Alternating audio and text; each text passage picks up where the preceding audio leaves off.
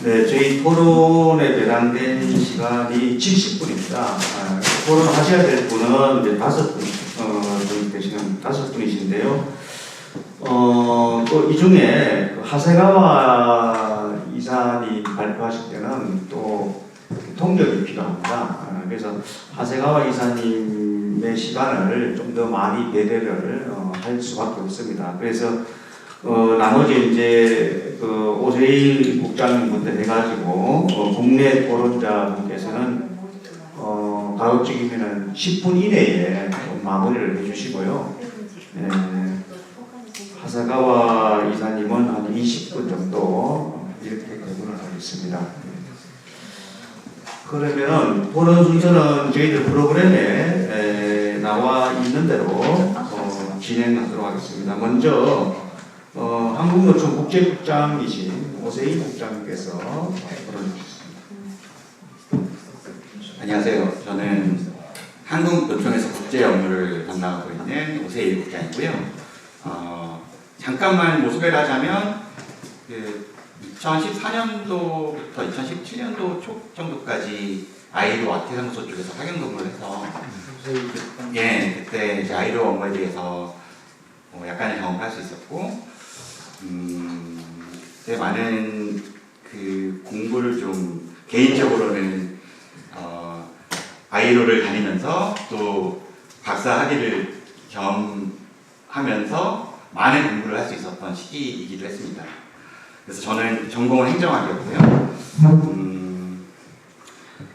이제 제 관점에서 이 토론자로서 이 토론을 좀 재밌게 하려면 발제자님들의 발제를 좀 비판하고 이렇게 하면 재밌을 텐데 사실 그럴 만한 걸 발견하지 못해가지고 제가 그냥 말씀을 드리자면 처음 발표하신 박 교수님은 우리가 파편적으로 알고 있었던 최근의 동향이나 법률 상황들을 이렇게 일목요연하게 정리를 해주셔가지고 너무 소중한 자료가 됐고요. 이거는 제가 잘 간직해야 될 자료인 것 같고요. 그리고 이사와 정무이사님은 제가 말씀드리는 게 통역 대본인지 모르겠지만 이게 보기와 되게 침착하게 생기죠. 외모는 되게 침착한 외모이신데 발표 내용은 상당히 도발적인 부분도 많고 해서 제가 듣다가 약간 놀라기도 하고 만약에 논쟁적인 토론회가 된다면 한번 좀 같이 많은 얘기를 해보고 싶은 부분도 있었습니다. 근데 굉장히 많이 와닿았던 최근에 들어보지 못했던 프레젠테이션이었고요. 상당히 감사드립니다. 그리고 이창희 박사님은 저도 친분이 있으신 분이시고 그간의 실무 경험 그리고 몽골이나 중국에서 오랜 세월 동안 또 일을 하셨기 때문에 말씀하시는 내용들이 너무 재밌었고 하나하나 와닿았습니다. 제가 시간 너무 말씀 안 되기 때문에 간단히 말씀드리면 우리 지금 주제를 제가 토론문을 쓰면서 주제를 봤어요. 그러니까 동아시아 세계에서 2대 세계와 이제 아이로 회박으로 돼 있는데 동아시아에서 가장 최근에 중요한 트렌드는 사실 미얀마거든요. 미얀마 부분을 어느 정도는 언급을 해야 될 것 같다는 생각을 했고 그리고 동아시아에서의 2대 세계와 미래 이렇게 했을 때 미래라는 건 사실 제가 예전에 대학원 다니면서 논문 쓰고 이럴 때는 사실 그 당시의 미래의 가장 큰 챌린지는 노령화, 사회보장 이런 것들이 가장 큰 위기였는데 사실 한 2, 3년 전부터 갑자기 AI라는 부분들이 너무 크게 불거졌기 때문에 그 부분에 대해서 언급을 하고자 합니다. 제가 좀 빨리 진행하겠습니다. 제가 이제 해외 국제 업무를 담당하기 때문에 해외를 나가서 해외 실무자들하고 얘기를 해보면 한국이 아이를 핵심 협약의 중요한 부분들 29고 87, 98 이런 부분들을 21년도에 비전했다면 깜짝깜짝 놀래요. 한국이 그렇게 늦게 한 줄 몰랐다고 하거든요. 그런데 제가 말씀드리고자 하는 미얀마를 보면 29, 87 이런 핵심 협약은 55년도에 비준한 나라입니다. 55년도에 비준을 했는데, 자, 작년에 미얀마에서 어떤 일이 벌어졌냐면 2024년에만 이제 훈타 군부에 의해서 2024명이 살해됐고, 그 중에 248명 어린이였습니다. 그래서 쿠데타 이후 전체를 보면은 2,302명 정도가 사망했고요. 여기에는 어린이가 723명. 그리고 계엄령에 의해서 124건의 사형 선고가 이루어진다고요. 그리고 특히 노동조합 활동가들에 대한 박해가 심해서 이 노동조합 리더들이 많이 구금되고, 심지어는 뭐 성적인 그런 부분도 이제 피해를 보게 됐고, 그런 부분들이 많은 박해를 받고 있는 상황인데, 이제 제가 좀 긴 이야기를 짧게 정리해서 언급을 하고자 하면, 제가 최근에 2023년도부터 아이로 총회를 가서 아이로 사무총장과 그 면담을 계속 하고 있는데, 2023년도에 벨라루스에 대해서 그 아이로 그 규약 33조가 발효가 되거든요. 그리고 올해 미얀마에 대해서 또 아이로 규약 33조가 발효가 됐어요. 제가 요 아이 33조가 어떤 것인지에 대해서는 텍스트에 설명을 해놨는데, 이게 이제 그 아이로에 가서 면담을 할 때 아이로가 좀 어떤 약한 부분들을 지적을 하면, 사실 아이로는 다른 국제기구와 다르게 막강한 감시 감독 기능이 있고, 특히 33조 부분을 얘기를 하거든요. 그래서 2014년도, 10년도 이때까지 제가 아이를 근무할 때만 해도 그 아이로 헌장 33조는 사실상 약간의 전설에 나오는 얘기 같은 느낌이 있었어요. 그러니까 책에서 볼 수 있는. 왜냐하면 그 당시에는 단 한 번, 그 당시 공교롭게 미얀마였네요. 단 한 번 33조가 발현된 적이 있었고, 그 이후에 이게 또 발현될 가능성이 제가 볼 때는 없어 보였거든요. 근데 이게 제가 아이로 제네바 총회에 처음 참석하기 시작한 때부터 갑자기 발효가 되기 시작하고, 그 다음에 올해 또 미얀마에 대해서 또 발효가 되고, 이 부분들이 굉장히 강력한 무기들이 지금 아이오가 카드를 던지고 있는 거거든요. 이 부분들을 주목해야 될 필요가 있고, 그리고 제가 여기에 관련해서 언급을 하고 싶었던 건, 우리가 지금 지난 정권을 얘기하면 사실 사람들이 망각이 동물이기 때문에 쉽게 잊어버리고 하긴 하지만, 불과 올해 4월까지만 해도 우리 저를 비롯한 노총 그 동지들은 전부 다 아스팔트에 나가 있었고, 그 지난 정권의 윤석열 탄핵을 외치고 있는 상황이었고요. 지난 정권의 그 윤석열 정권의 노조에 대한 탄압은 정말 심각한 수준이었고, 그리고 심지어 이제 계엄령을 선포해서 그 탄압이 좀 더 공격적이 되고 본격화됐을 경우에, 만약에 올해 그 33조 발효되는 대상 국가에 한국이 아니었으리라는 더 보장이 없거든요. 그러니까 이 부분은 제가 꼭 짚고 넘어가고 싶었던 부분이고요. 그래서 33조의 의미를, 아이로의 가장 강력한 무기인 33조의 그 의미를 한 번 되새겨보고 싶었다는 말씀을 드리고, 그리고 AI 관련해서 노동의 미래 하면은 이제 AI를 떠올릴 수밖에 없는데, 이 부분은 우리가 쉽게 노사정 하면은 노는 약간 경제적인 측면에서 움직이고, 그 사는 경영은 경제적인 측면에서 움직이고, 노동조합은 약간 인권 측면에서 움직이고, 뭔가 정부는 뭔가 중간의 역할을 할 것 같은 뉘앙스를 가지는데, 사실은 이 중간의 정부라는 거는 정말 그 쉽게 넘어가는 갈대와 같아서 이념, 그 권력자의 이념이라든가 이런 부분에 따라서 쉽게 한쪽에 치우치기도 하고 이런 부분들이 심하거든요. 그래서 지난 정권 얘기를 또 안 할 수가 없는 분들이, 지난 정부는 철저히 이 노동조합에 탄압하는데 사실 앞장서는 역할을 했었고요. 지금 정부는 완전히 달라졌지만 그런 부분들을 언급할 수밖에 없고, 다만 AI 관련해서 왜 이야기를 하냐면, 짧게 말씀을 드리면 AI는 지금은 피할 수 없는 미래인데, 그리고 이미 현실로 들어왔고, 그리고 저도 개인적으로 AI에 대해서 너무 관심이 많아서 자주 수업을 듣고 하긴 하지만 사실 AI의 기술 테크니컬한 부분들이 마구마구 발전하는 거에 비해서 우리가 제도라든가 아이로의 접근이라든가 아이로가 최근에 뭐 알고리즘 같은 거를 신경을 쓰면서 플랫폼 노동자 협약도 만들려고 하고 있고 하지만 이런 부분들이 그 시간적인 스피드가 상당히 차이가 나고 있다고 판단이 되고요.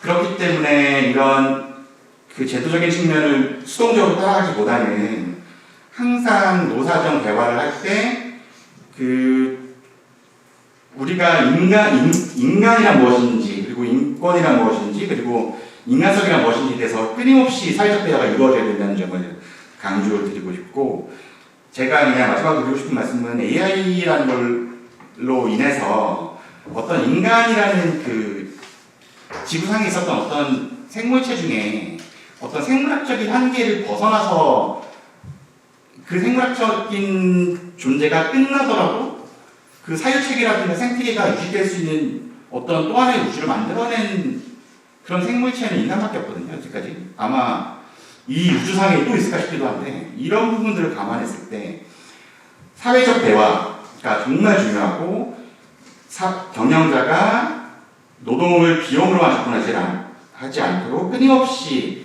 각성을 촉구해야 되고요.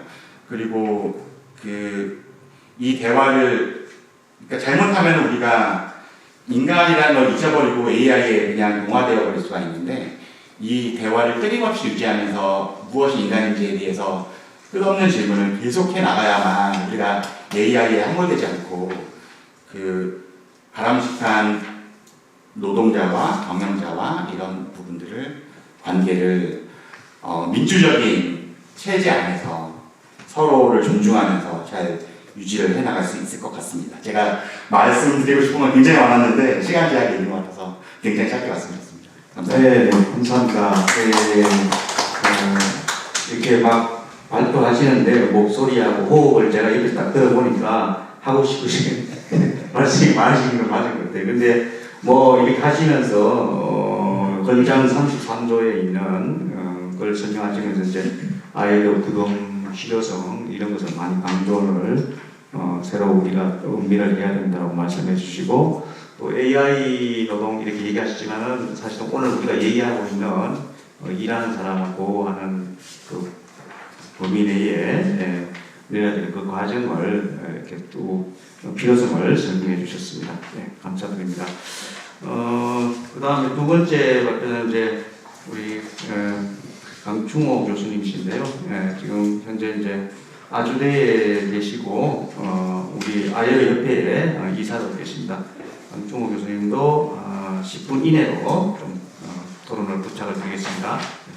예, 소개받은 강충호입니다. 저는 뭐 옆에 우리 오세 국장님이 계십니다만 저도 한국노총의 국제국장을 한 20여 년 전에 했었습니다.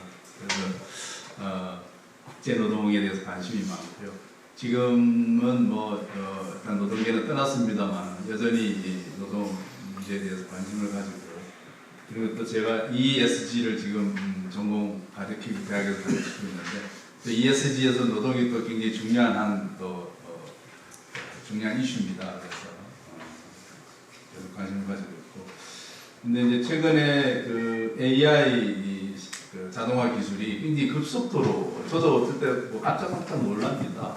제가 이제 ESG를 하면서 최근에 우리나라 이 기후 변화 때문에 그 해수면이 연평균 3mm가 이렇게 높아진다고 그러더라고요. 지난 30년 동안 3mm가 높아지니까 30년 동안 한 10cm가 높아진 겁니다. 그래서 제가 어느 날 궁금해진 게 10cm가 높아지면 우리나라 그 국토 중에서 바닷물 속에 잠긴 국토 면적이 어느 정도 될까? 그게 갑자기 궁금해가지고 AI한테 물었더니 막 계산을 해내더라고요.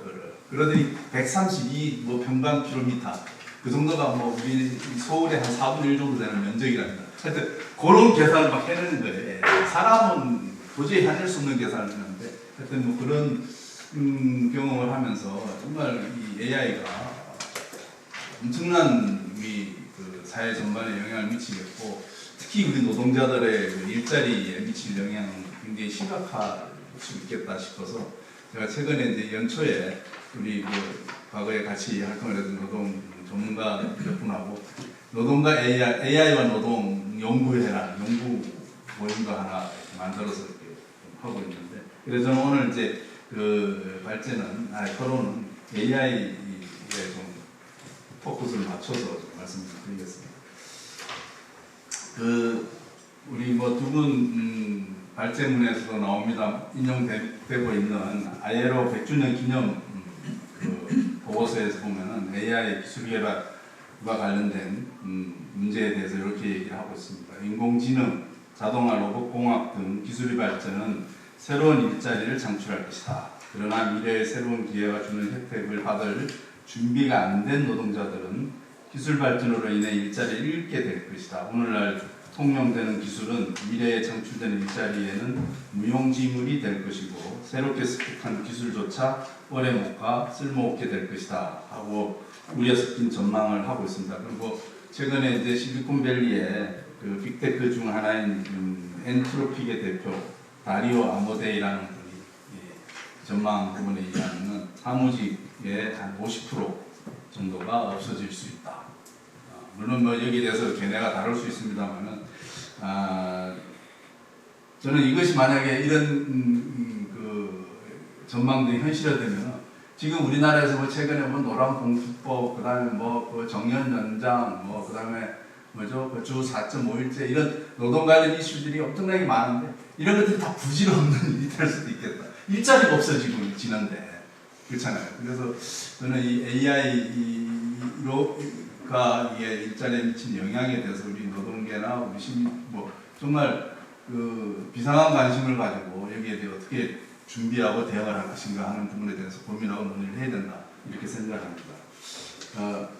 실제로 국내에서도 고용정보원이 2024년에 나온 보고서에 보면은 5년 뒤에 국내 고용에 미칠 영향입니다. AI 기치 기술이 5년 뒤에 고용 8.5% 감소, 그리고 10년 뒤에는 13.9% 감소할 거다 이렇게 예측하고 있고요.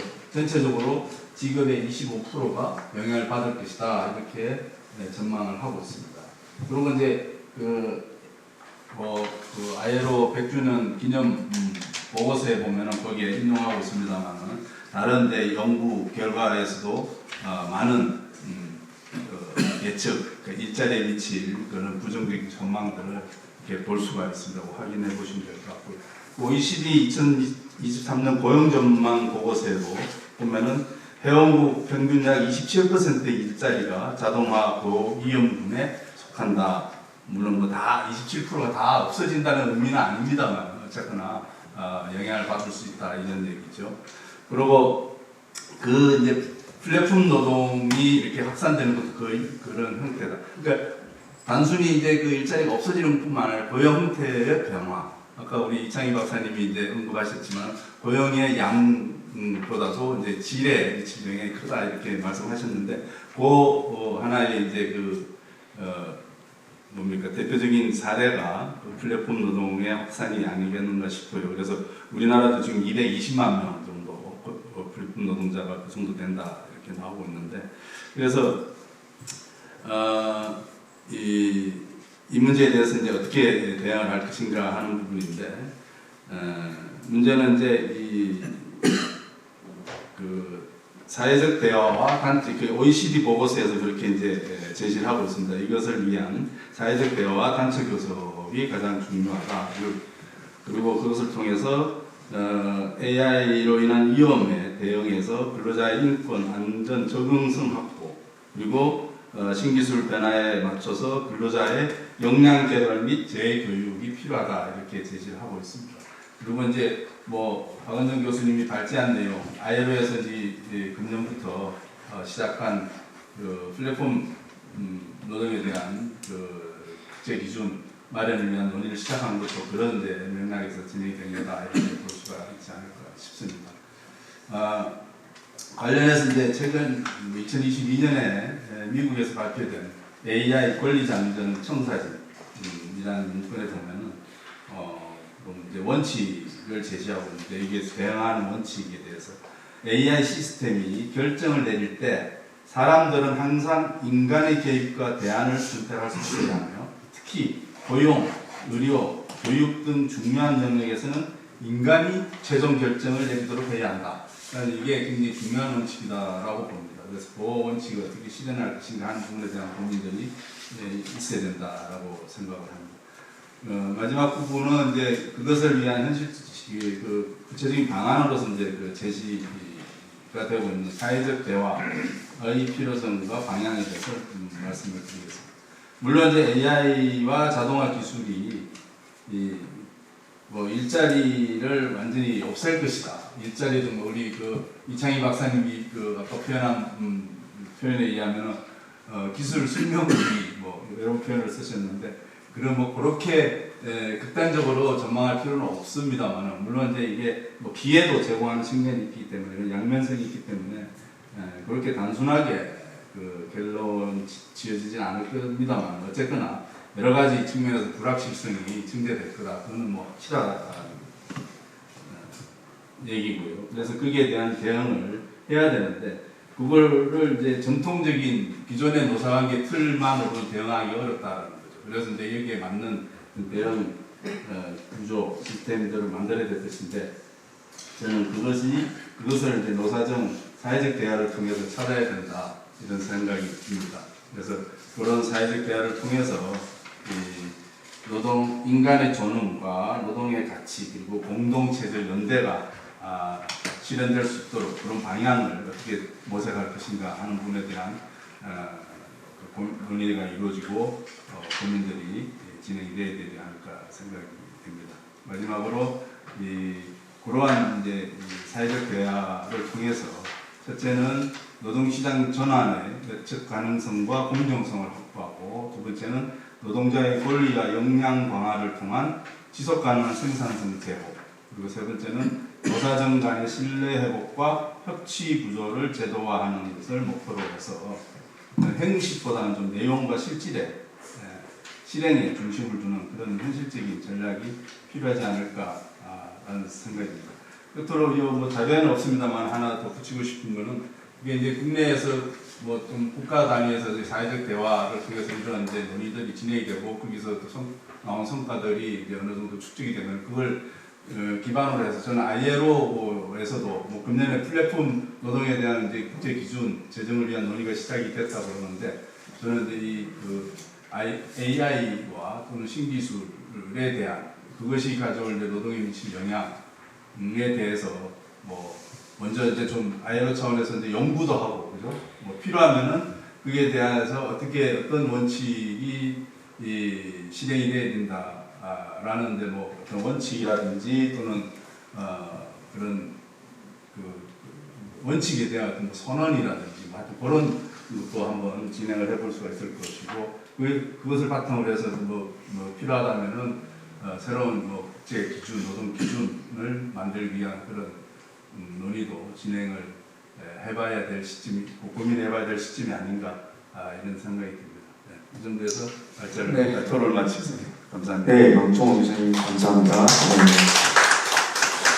AI 노동 이제 알고리즘의 이제 개입에 따른 아마 그 기존의 전통적인 근로자 보호와는 다른 측면을 계속 우리가 유의해야 되겠고 또 어쨌든 AI 노동에서 일자리 쪽에 영향을 주니까 그쪽 부분을 포함해서 우리가 대응을 나가는데 사회적 대화도 전통적인 대화 방식보다는 그런 다양한 이런 변화 과정을 반영할 수 있는 사회적 대화를 통해서 해결해 나갔으면 하는 것을 피력해 주셨습니다. 네.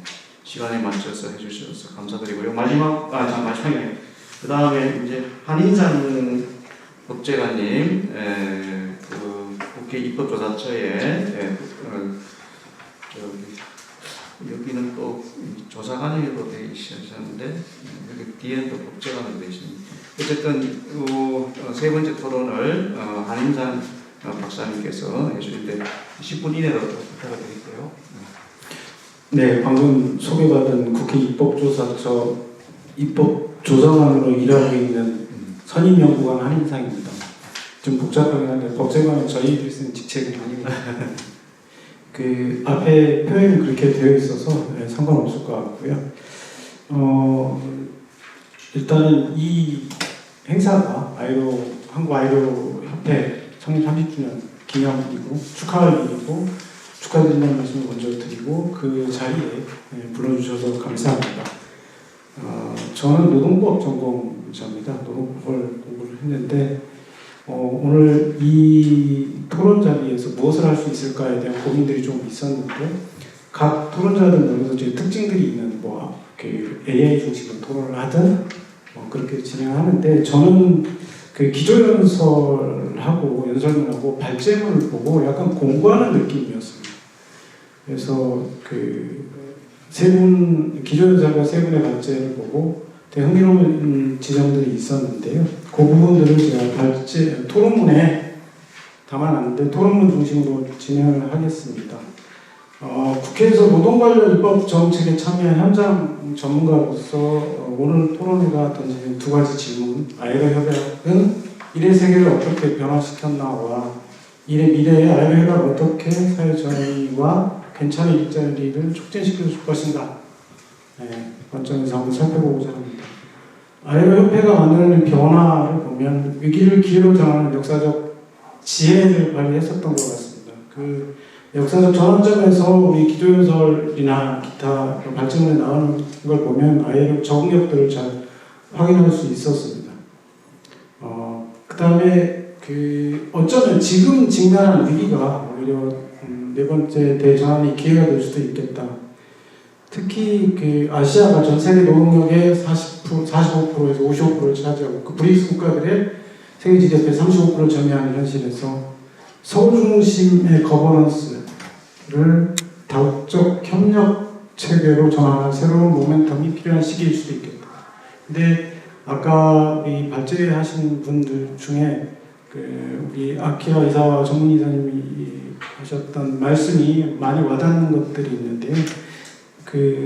보편적 기준과 유연한 협약 이런 얘기를 하셨어요. 그게 통상의 아이로 협약이나 아이로 갖고 있는 기본 기조이지 않을까라는 저는 생각을 했습니다.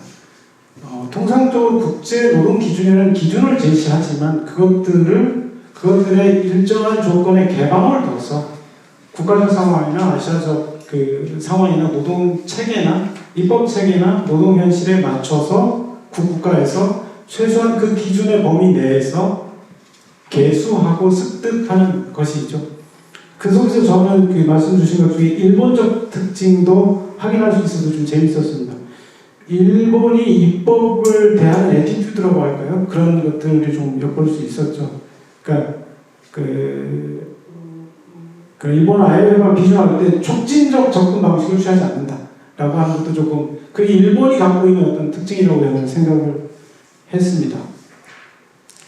그 다음에 한국의 점진적 접근과 성과 그리고 한계를 우리 박은정 교수님께서 잘 얘기를 해주셨는데 한국은 2006년 이후에 실질우선, 사실우선의 원칙이 확립돼서 학원 강사부터 타다 드라이버까지 다양한 일하는 사람들의 근로자성이 사법적으로 인정이 되었죠. 그리고 고용 산재보험, 노무적용자 특례제도 등 해서 30여 개 직종의 특수고용 플랫폼 종사자가 사회보험에 포섭되고 또 2025년 개정 노동조합법으로 사용자 개념은 더 확장이 되었습니다. 이게 판례가 갖고 있는 판례의 개념을 입법으로 수용한 것이죠. 그런데 입법체계 전체를 보면 여전히 한국은 근로기법상 근로자, 특례 노무제공자, 플랫폼 종사자, 중축적 보호구조 이런 형태로 되어 있습니다. 그래서 헌법 32조가 보장하고 있는 모든 국민의 근로권, 실질적으로 구현할 수 있는 어떤 법 체계의 전환, 입법의 어떤 구조적 변화 이런 것들이 필요한 시점일 수도 있겠습니다. 그 일환으로도 얘기되고 있는 것들이 이제 있는 것이죠. 그 다음에 미래 도전이라고 하는 것은 성장, 일자리, 권리에 끊어진 사슬을 다시 잇기라고 하는 거는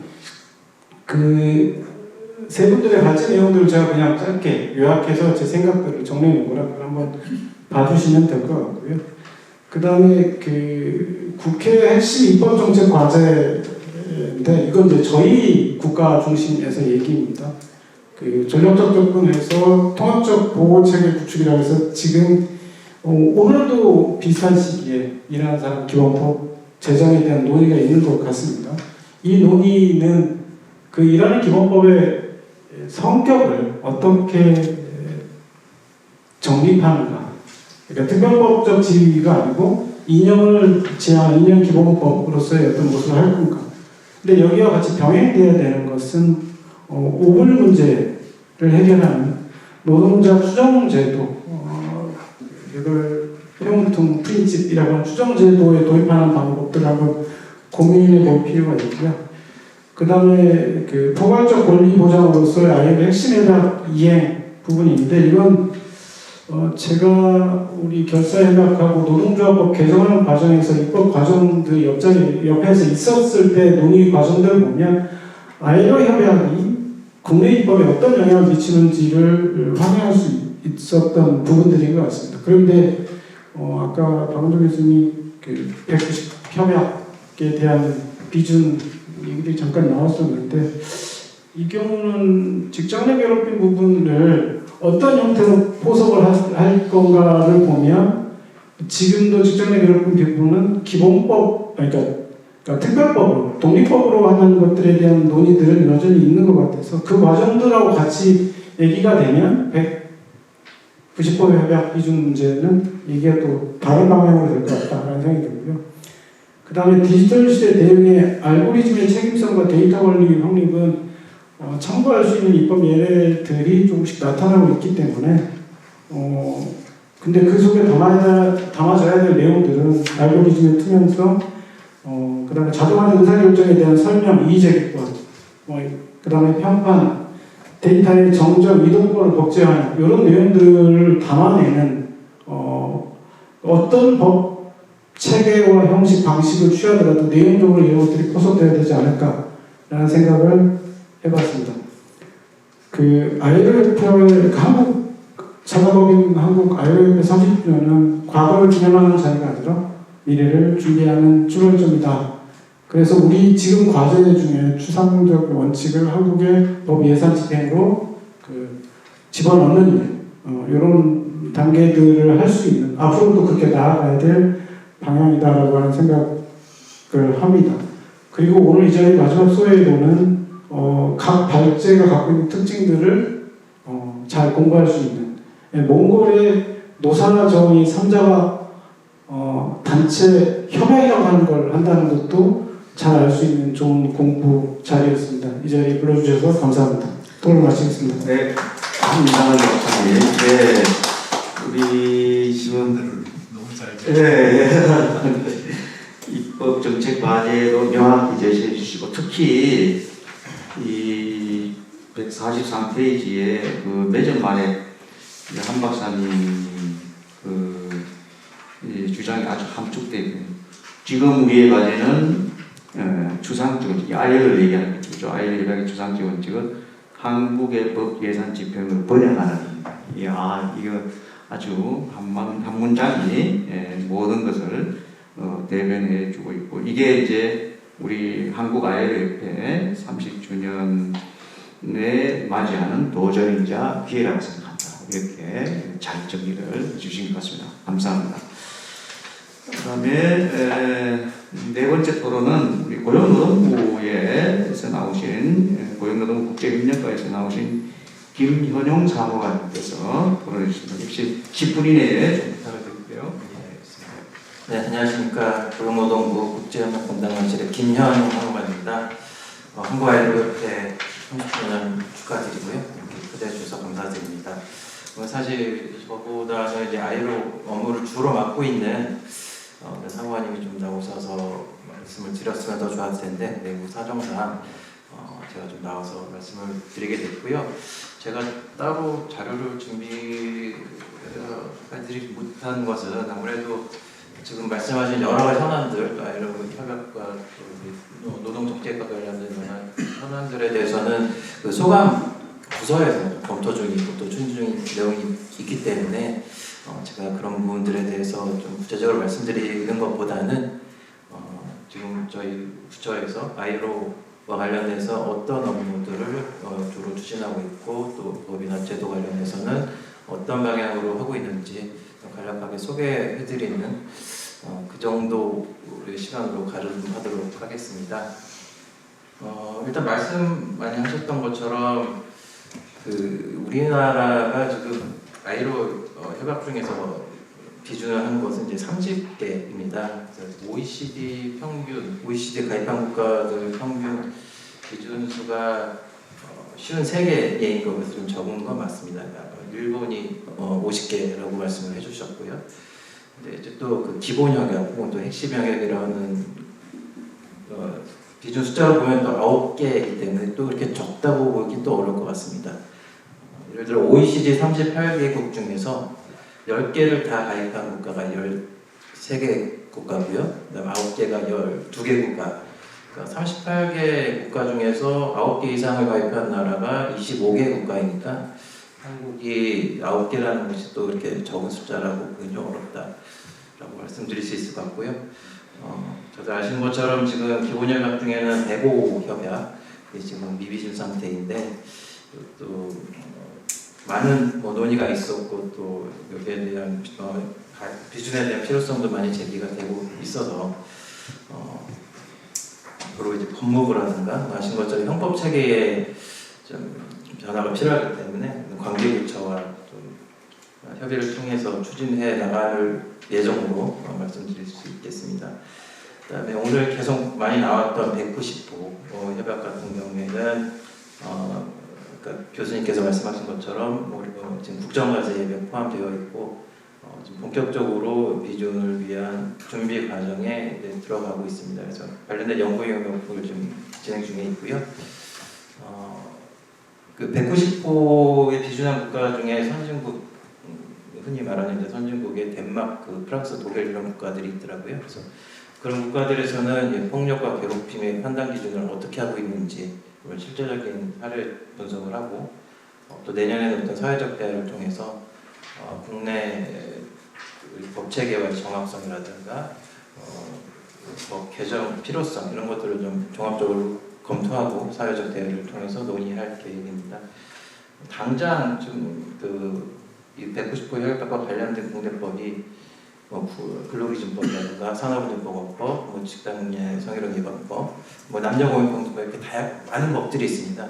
이런 법들의 각 조항들을 또 비교하고 그 조항들이 어떻게 정합성을 띌 것인가에 대해서는 좀 많은 연구와 논의가 필요할 것으로 보이고요. 그런 내용으로 진행되고 있다고 말씀드릴 수 있겠습니다. 또 하나 말씀드리고 싶은 것은 이제 ILO 협약이 단순히 우리 노동 정책이나 노동자들을 위한 문제뿐이 아니라 이제 통상 문제에서도 국제 통상 문제에서도 많은 영향을 주고 있죠. 그래서 예를 들어 한국 EU FTA에서도 ILO 기본 협약에 추가 비준을 계속해서 요구해 오고 있고요. 또 다른 FTA, 한영 FTA라든가 IPF 같은 경우에서도 이 공급망 체계라든가 노동장에 관련된 협약에서 국제노동 기준의 준수 등을 필수적인 조건으로 걸고 계속 그것들을 요구하고 있는 것이 현실입니다. 그래서 그런 부분도 함께 저희가 고려하면서 정책을 추진하고 있다라고 말씀드릴 수 있겠습니다. 예를 들어 12월 달에 아세안과 이제 중국, 일본, 한국이 포함된 아세안 플러스 3 회의가 있는데 필리핀 정부의 상이고요. 이때도 주요 주제가 이제 플랫폼 경제에 관한 논의 내용입니다. 이게 올해 ILO 총회에서 처음 제기되었던 그 플랫폼 경제에 관한 것을 내년도에 이제 본격적으로 논의하기 때문에 아시안 국가 차원에서 이것들을 어떻게 대응할 것인가 이런 것에 대한 의견을 나누는 자리로 알고 있습니다. 그런 경제협의체에서도 한국이 참여해서 동향 파악을 하고 또 대응 방안을 논의할 예정이다 이렇게 말씀드릴 수 있겠습니다. 마지막으로는 이제 한국 아이로 협력 사업인데요. 한국 아이로 협력 사업은 아시아나 아프리카 이런 개발도상 국가들의 고용노동 정책이나 제도를 발전을 위해서 ODA 사업이라고 쉽게 이해하시면 될 것 같은데요. 저희 우리나라가 지원하고 있는 예산 규모가 점점 늘어나고 있습니다. 점차 확대되고 있기 때문에 그 늘어나는 예산만큼 또 아이로 내에서 좀 한국의 위상을 좀 높일 수 있는 여러 다양한 방안을 검토하고 노력하고 있다, 이렇게 말씀드릴 수 있겠습니다. 마지막으로는 5월 12월 15일부터 17일까지 경기도와 아이로와 고용노동부가 공동으로 개최하는 노동 페스타라는 이름으로 청년들이 참여하는 포럼이라든가 좋은 일자리, 괜찮은 일자리에 대한 지방정부의 역할에 대해서 함께 논의하고 연구하는 자리가 있는데, 이때도 중앙정부와 함께 참여함으로써 이런 행사의 경치와 성과를 높이고자 하는 노력을 같이 하고 있다, 이렇게 말씀드릴 수 있겠습니다. 오늘 와주신 분들로부터 좀 많은 좋은 말씀을 들었고요. 앞으로도 우리 정부가 헌법에서 정하고 있는 기본권과 아이로에서 내세우고 있는 그 보편적 가치, 이런 것들을 잘 조화시키면서 나갈 수 있는 그런 방법들을 많이 고민할 텐데, 그런 과정에 많은 도움 말씀을 주시기를 부탁드리겠습니다. 감사합니다. 네, 아마 이제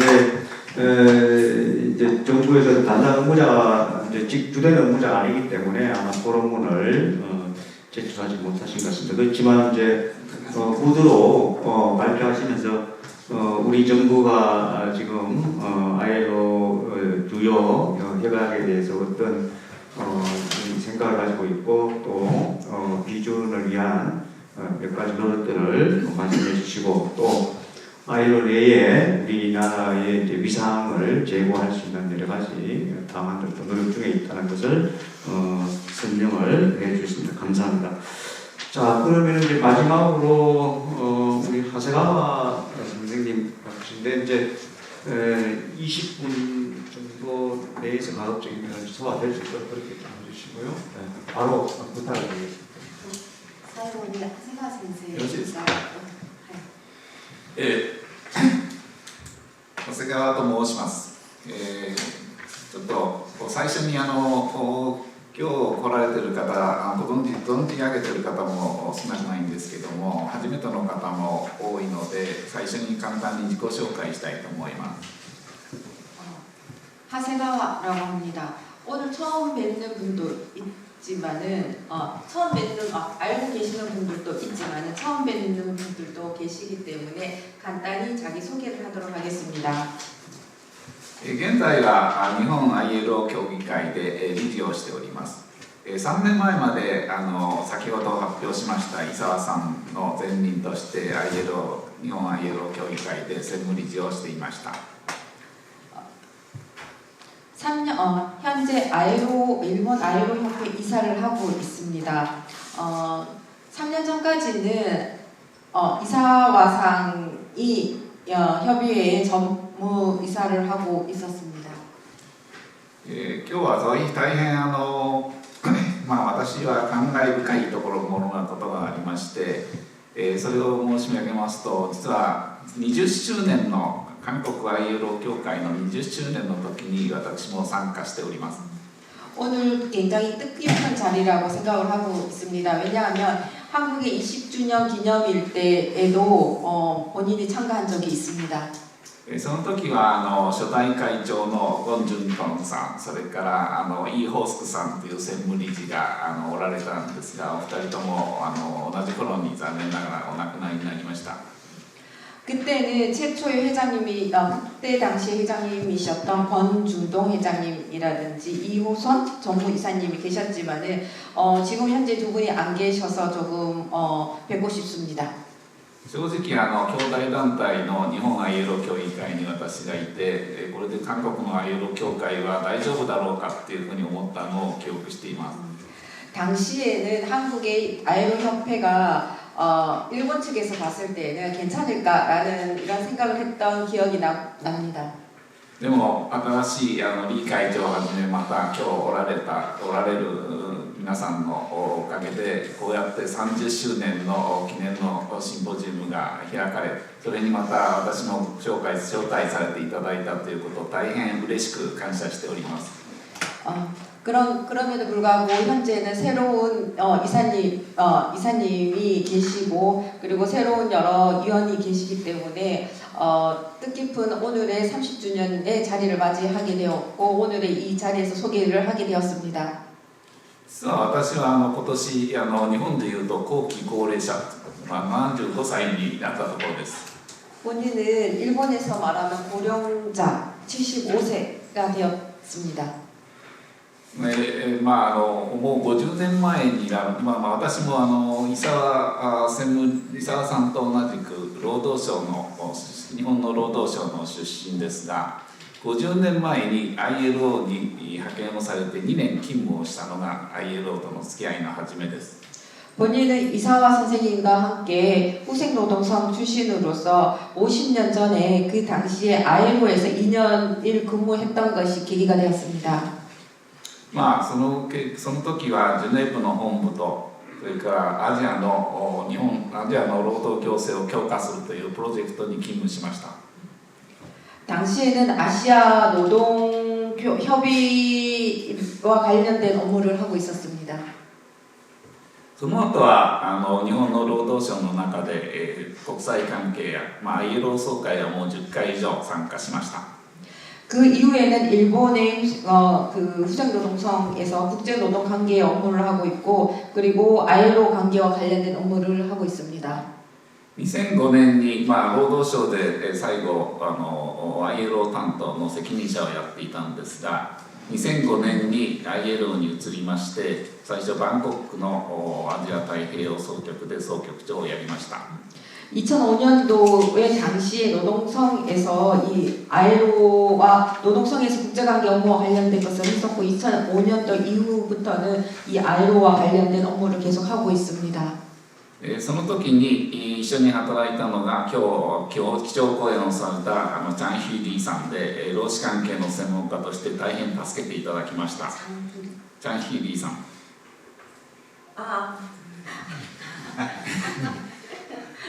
그때 당시에 이창희 박사님으로 처음을 알게 되었고 그 이후로부터 많은 도움을 받고 있습니다. その後日本のILO の事務所で働いて結局 ILO とには10年間ぐらい働いたことになります。 그 이후부터 뭐 어쨌든 10년 정도 ILO 사무와 관련된 일을 계속 하고 있습니다. それでは本題に入りますが私もそういうことで、だいぶ現役時代というかILO の現役を離れて長いので、最近の動きをよく知らないんですけれどもできる限り今日のテーマに沿ってお話をします。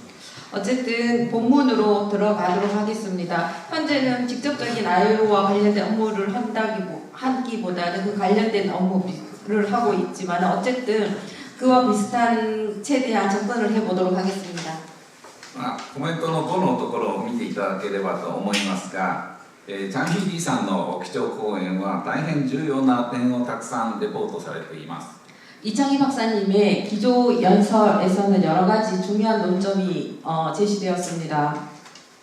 私のコメントは主にその中で、現在の危機や変化を踏まえてこれからの ILO 条約や労働法制でどんなことが大事かという話であります。 나의 본인의 코멘트 중에서는 현재의 변화 등에 대해서 현재의 변화가 얼마나 중요한지에 대해서 이야기하도록 하겠습니다. 特に皆様ご承知の通り今保護主義が非常に蔓延しつつある。そして、それが多国間主義というか国際間に非常にアゲンストの風が吹いているということがあります。 여러분들도 잘 아시는 바와 같이 현재는 보호무역주의의 이런 확산이라든지 다자주의의 약화라든지 이러한 문제가 강조되고 있습니다. それは言うまでもなくいわゆる分断とか不平等が拡大する。そして非常になんていうか一部の不満をかきたててこれは平和にとって非常に危ない傾向であるわけです。 이러한 경향들은 불평등을 심화를 시키고 그 결과 이 광범위한 사회적 불만을 초래하는 등의 이런 평화에 굉장히 위험을 주고 있습니다. ILO はご承知の通り1919年に、社会正義と平和を目指してできたわけですけれども、その ILO なりトライパータイト三者構成のメンバーとして、専門家はこういった傾向に対抗をして仕事をしなければなりません。 일본은 ILO와 각국의 이 3자 주체로서 그리고 관련 전문가들이 이러한 흐름에 적극적으로 대응을 하고 있습니다. 難しいわけですが、どのように効果的にやればいいかということについて、私はILOの過去の経験を考えることがまず必要かと思います。 어렵지만은 어떻게 효과적으로 대응할 수 있을까에 대해서 현재보다는 과거의 이 성공적인 경험들을 한번 되새겨 보도록 하겠습니다. ILO の価値というものを広範に広めるという意味で、私は3つのことをここで取り上げたいと思います。 ILO의 가치를 확산시킨다는 의미에서 세 가지로 구분해서 이야기를 하도록 하겠습니다. 一つは1998年宣言、そしてそれに基づく当時は4つの分野8条約ですけど、現在5分野10条約、この経験です。 첫 번째는 1998년도의 선언의 이 노동일사의 기본 원칙과 권리에 관한 선언, 그러니까 10개의 핵심 노동 これ 기준입니다. はもう皆さんご承知の通り、各国だけでなくていろんな国際機関、国連をはじめとする国際機関で取り上げられていますし、現在議論がありますビジネスと人権という分野の議論でも取り上げられていることはもうご承知の通りだと思います。 이 10개 핵심 노동 기준은 여러분들도 잘 아시는 것 같이 많은 국제기관에서 취급하고 있는 것입니다. 2つ目はですね、182号条約、これは最悪の形態のなくすという、児童労働の条約ですけれども、これが全ての国において批准されているということです。 그리고 두 번째는 182호에 해당하는 최악 형태의 노동 철폐 협약과 관련되는 이런 보편적 기준이라고 할 수 있는데 모든 국가에서 취하고 있는 것입니다. 아동노동, 네, 아동노동 근절. これはもちろん最悪の形態の条約なんですけど、全ての児童労働をなくしていく、児童労働まだ世界で1億人以上の児童の人が働いているわけですけれども、これを減らしていく上で大いに効果があったというふうに思います。 이것은 어쨌든 아동 노동의 열악한 최악의 형태의 아동 노동을 줄이기 위한 거에 대해서 많은 영향을 주었습니다. 3つ目はですね、ディーセントワークフォーオールという、全ての人にディーセントワークをというスローガンであります。 세 번째는 모든 사람을 위한 디센트 워크의 슬로건입니다. これはもうこれも言わない何人かの方が言われましたが、オール、全ての働く人にディーセントワークということを適用していこうという考えだと思います。 이거는 여러분들도 한국에서도 알고 계시는 모든 사람들에게 적용을 시키는 그러한 디센트 워크를 말을 하고 있는 것입니다. 네.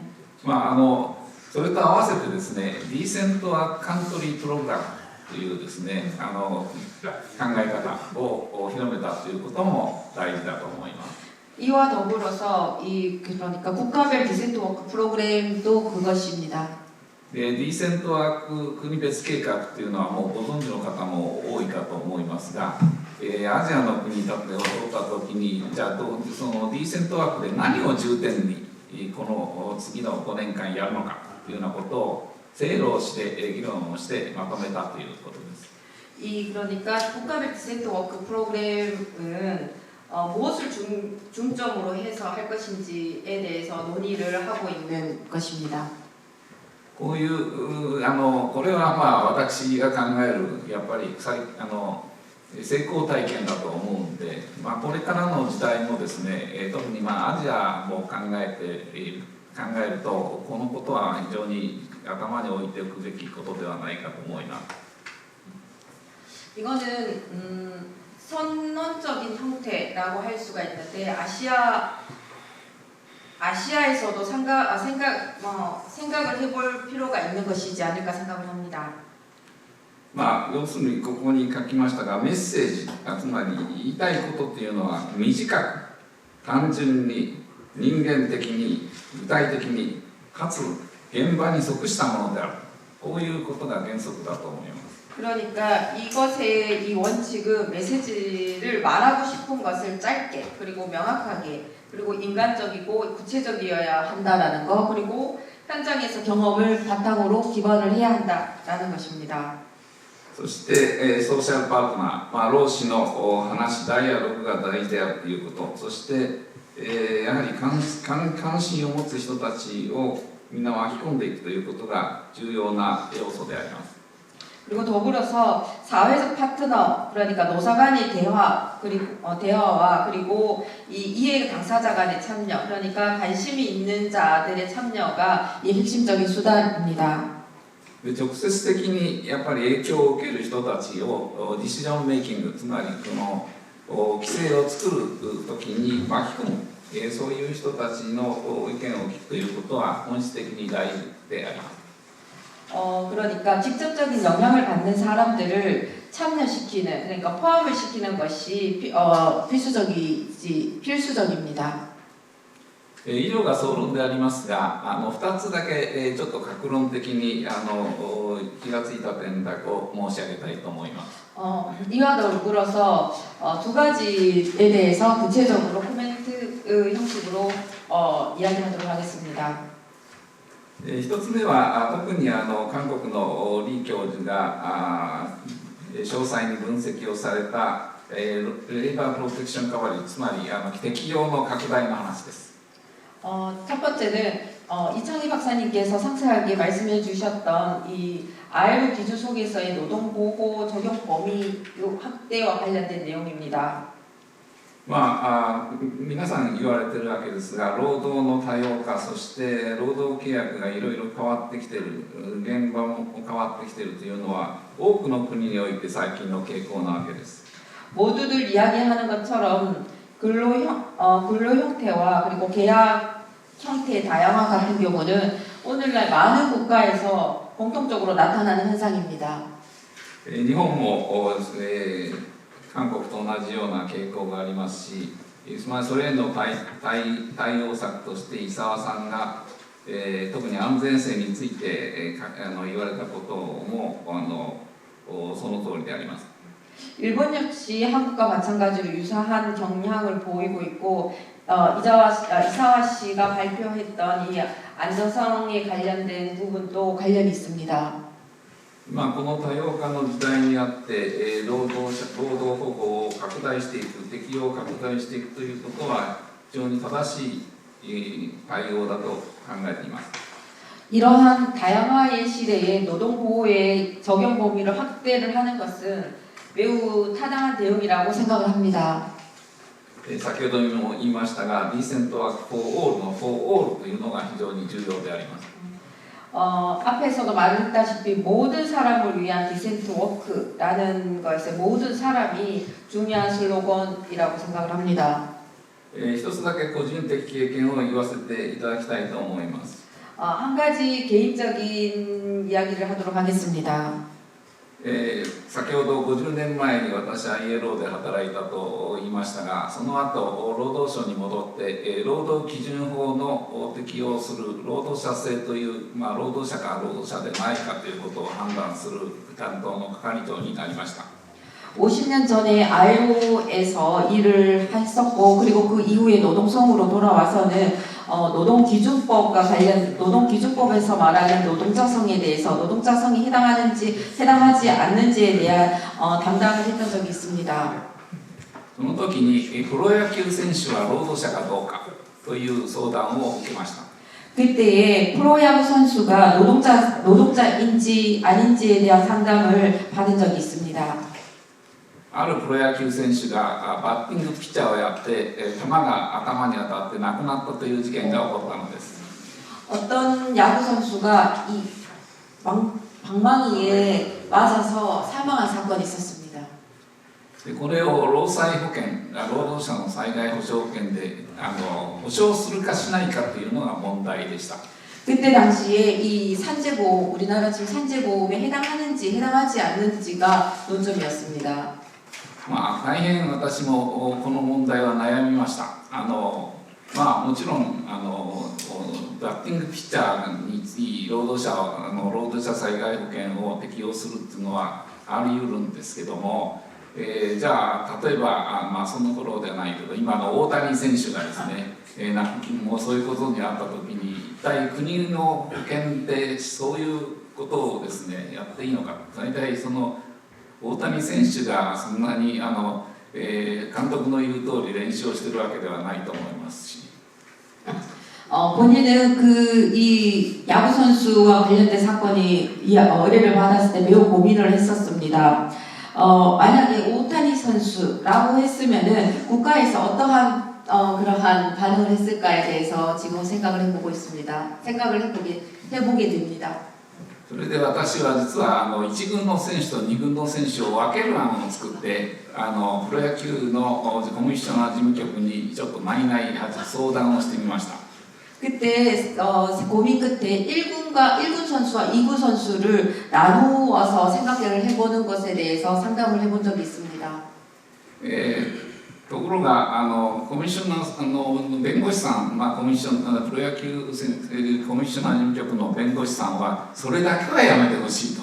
同じ労働契約っていうか皆さん選手は1軍から2軍から1軍に行きたい。 言うんであるいは行ったり来たりもあるから労働者にしてもしなくてもいいけど分けることだけはやめてほしいと私に言いました。 그때 변호사님께서 하신 말씀이 1군 선수와 2군 선수를 분리하는 것은 그만두라라고 이야기를 했었습니다. 같은 선수인데 굳이 1군과 2군을 그리고 2군에서 1군 가고 1군에서 2군 갈 수도 있는데 분리하는 것은 안 된다라는 이야기를 들었습니다. まあちょっと当時労働基準法でプロ野球選手を労働者にするのは無理があるなっていうのが私の感じでありまして、その時には結局労災じゃなくて民間の損害保険がプロ野球選手のことをカバーするということになって労働基準法上は労働者でないという結論を出しました。 노동기준법에서는 이 노동기준법에서 생각을 해봤을 때는 좀 무리가 아닐까라고 생각을 했었고 그래서 결국은 산재보험에서는 적용이 되지 않고 민간 손해보험으로 커버를 하게 되었습니다. 그러니까 노동기준법상의 노동자성이 인정되지 않았습니다. これは日本の40年以上前の話であります。その後ですね、プロ野球選手はプロ野球選手会というのを作って自分たちの労働条件の改善のための活動を始めました。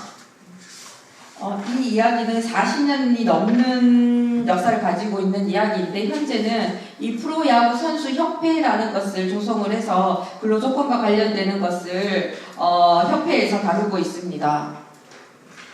これについては結局労働組合法の労働者として認めるということになりました。 그러니까 이 부분에 대해서는 결국은 현재 노동조합법상에 따른 노동자로서는 인정을 받고 있습니다.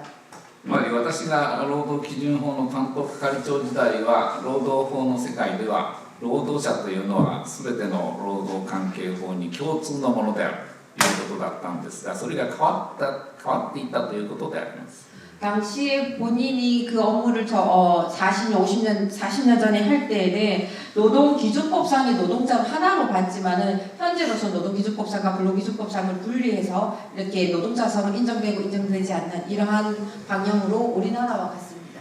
今はそれが労働法の世界でも多数説になって労働組合法の適用は非常に広く認められるようになっていると思います。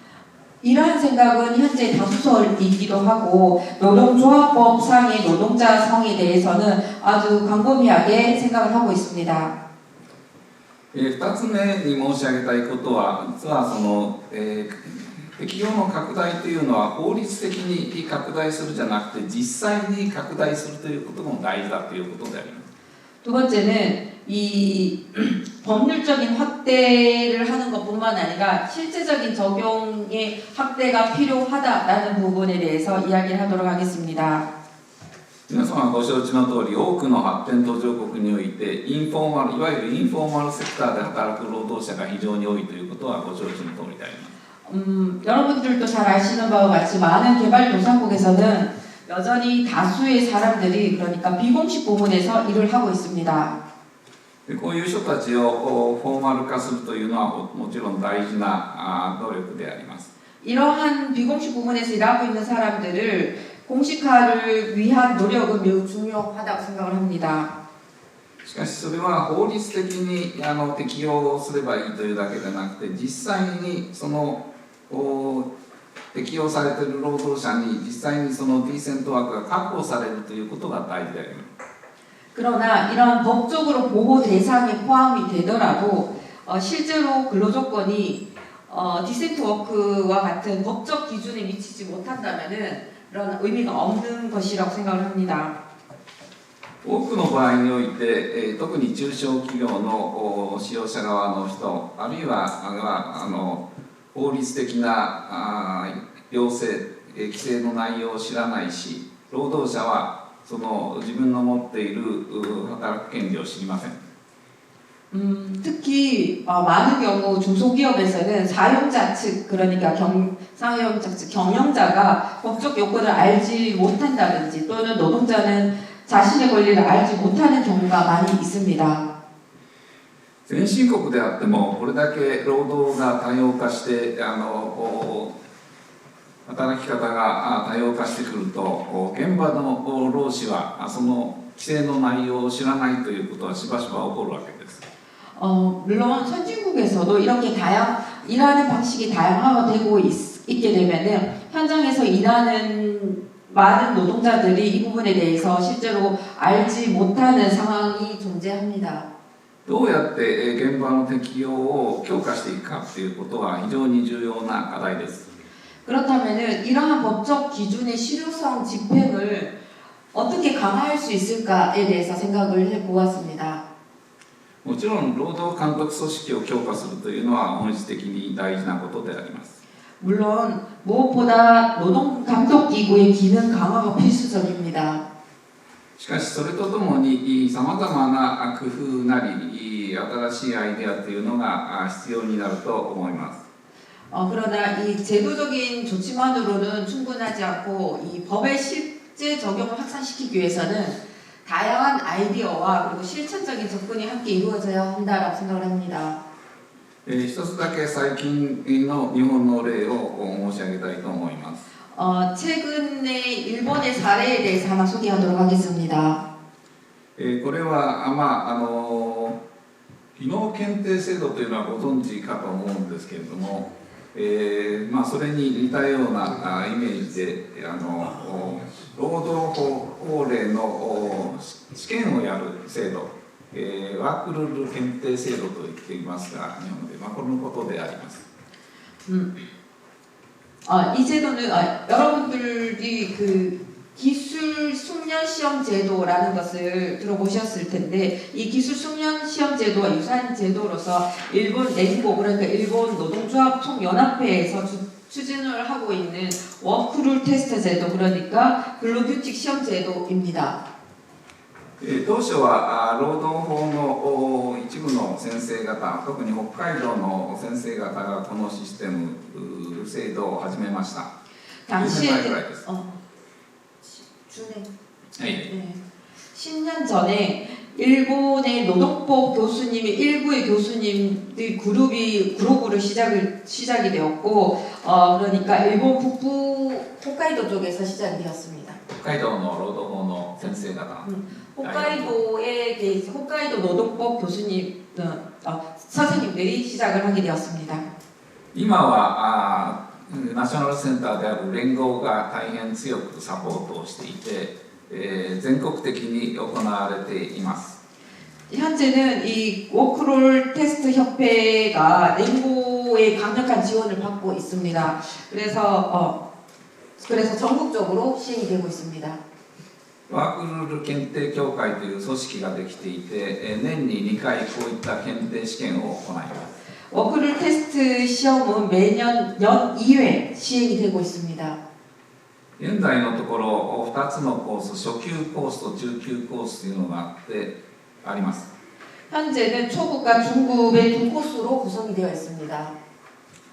2025年の春、今年の春には約1700人の、主に労働組合の若手、あるいは経営側で、人事管理をやっている人たちが受験しています。 2025년 봄에 약 1,700명 정도가 응시를 했는데 이 응시자들은 주로 노동조합의 젊은 조합원이라든지 또는 기업의 인사관리 담당자들이었습니다.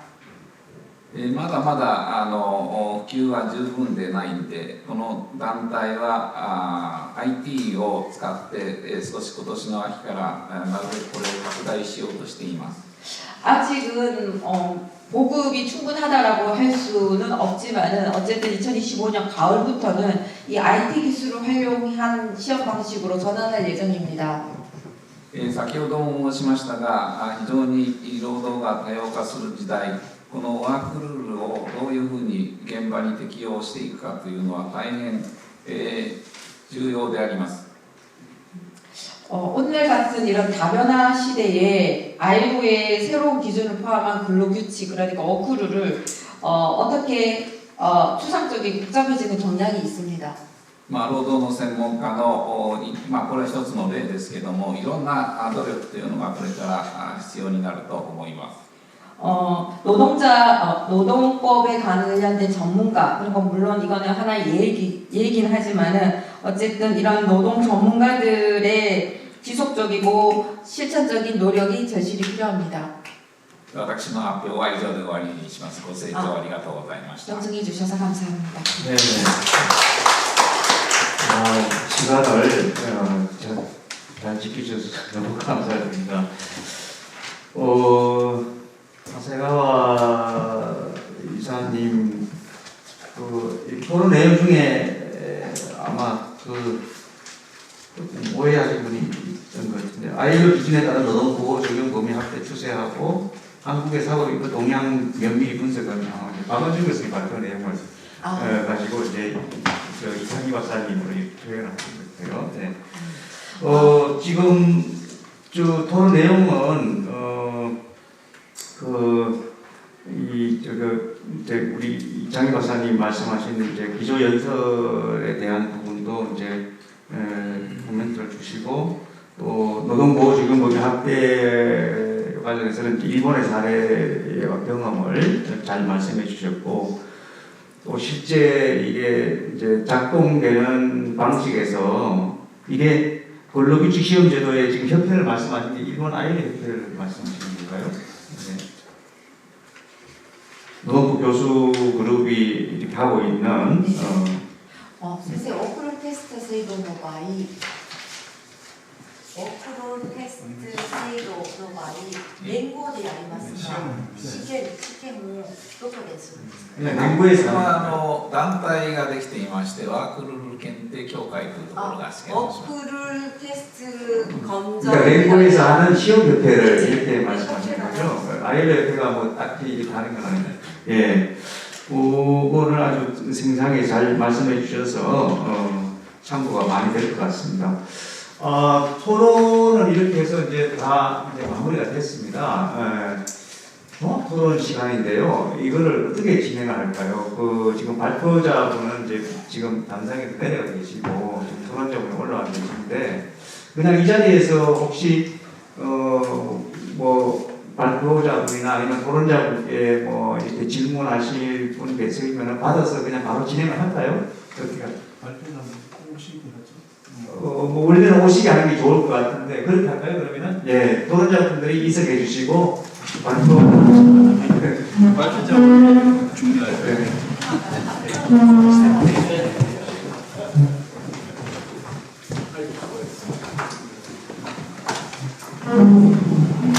네.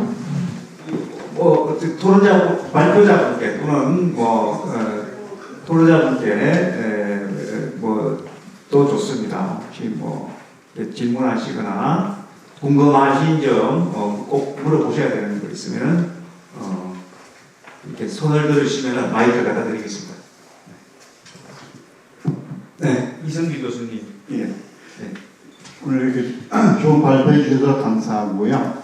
우선 노동부에서 나중에 한번 코멘트를 해주시면 좋겠는데, 우리 배고 강제노동 관련해서 기준 하면 좋긴 좋은데 약간 그때 보니까 형법 문제도 있고 국가보안법 문제도 있고 그래서 그런 거에 대해서 좀 내부적으로 어떻게 좀 검토가 되고 있으며 추진 의사는 좀 어느 정도 되는지 얘기를 해주시면 좋겠다 생각이 들고요. 오늘 이창희 박사님께서 개인적으로는 한 35년 전에 아이들에서 처음 뵙고 우소식 희소식으로 오늘 이렇게 뵈서 감사하고요. 근데 이제 아이로에 오래 계셨으니까 혹시 이제 개인적인 입장이나 그런 측면에서 아이로 관점에서 항상 저 개인적으로 궁금한 것은 아이로의 여러 가지 사무총장이고 오셔서 이제 한국의 협약 비준에 관해서 얘기를 하시긴 하시는데 하라는 것인지 말라는 것인지 그런 가이드라인만 얘기를 하셔서 그런 부분 관련해서 혹시 한국하고 일본에 대해서 그 협약 비준 관련된 문제에 관해서 좀 개인적으로 어떤 소회를 갖고 계시는지 한번 좀 코멘트를 해주시면 좋겠고, 지금 현안으로 되고 있는 그 190호 관련된 190호 관련된 이 협약 비준 관련된 부분에 관련해서 개인적으로는 좀 이걸 비준할 만한 사항인지 아닌지 오늘 그런 평가를 갖고 계시면은, 두 번째로는 한국에서 요즘에 일터 기본법이라고 박은정 교수님께서 얘기해 주신 이런 입법들을 하는 데 있어서 좀 유의할 점들이 뭐가 있는지 코멘트를 좀 해줄 수 있으면 좋겠습니다.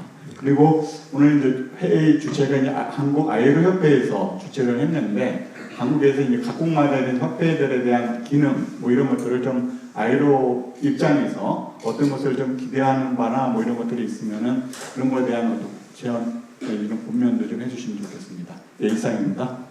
네, 이성기 교수님 이렇게 질문을 다 모아서 해주실 것 같아요. 김상관님은 지금 고용노동부의 김상관님은 지금 이사 가신 거죠?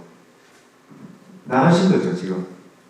네, 그러니까 그 답은 좀 어려우실 거고,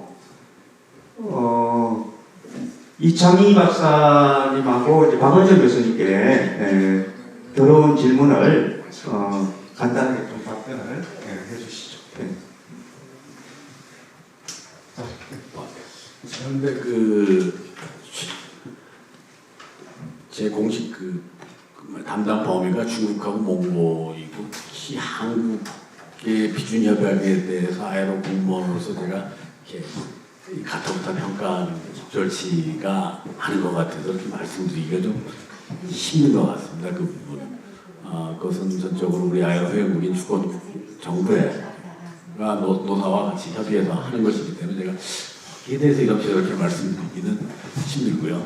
근데 저는 아이로 협회는 사실은 굉장히 독특한 작용을 하고 있다는 생각을 하고 있습니다.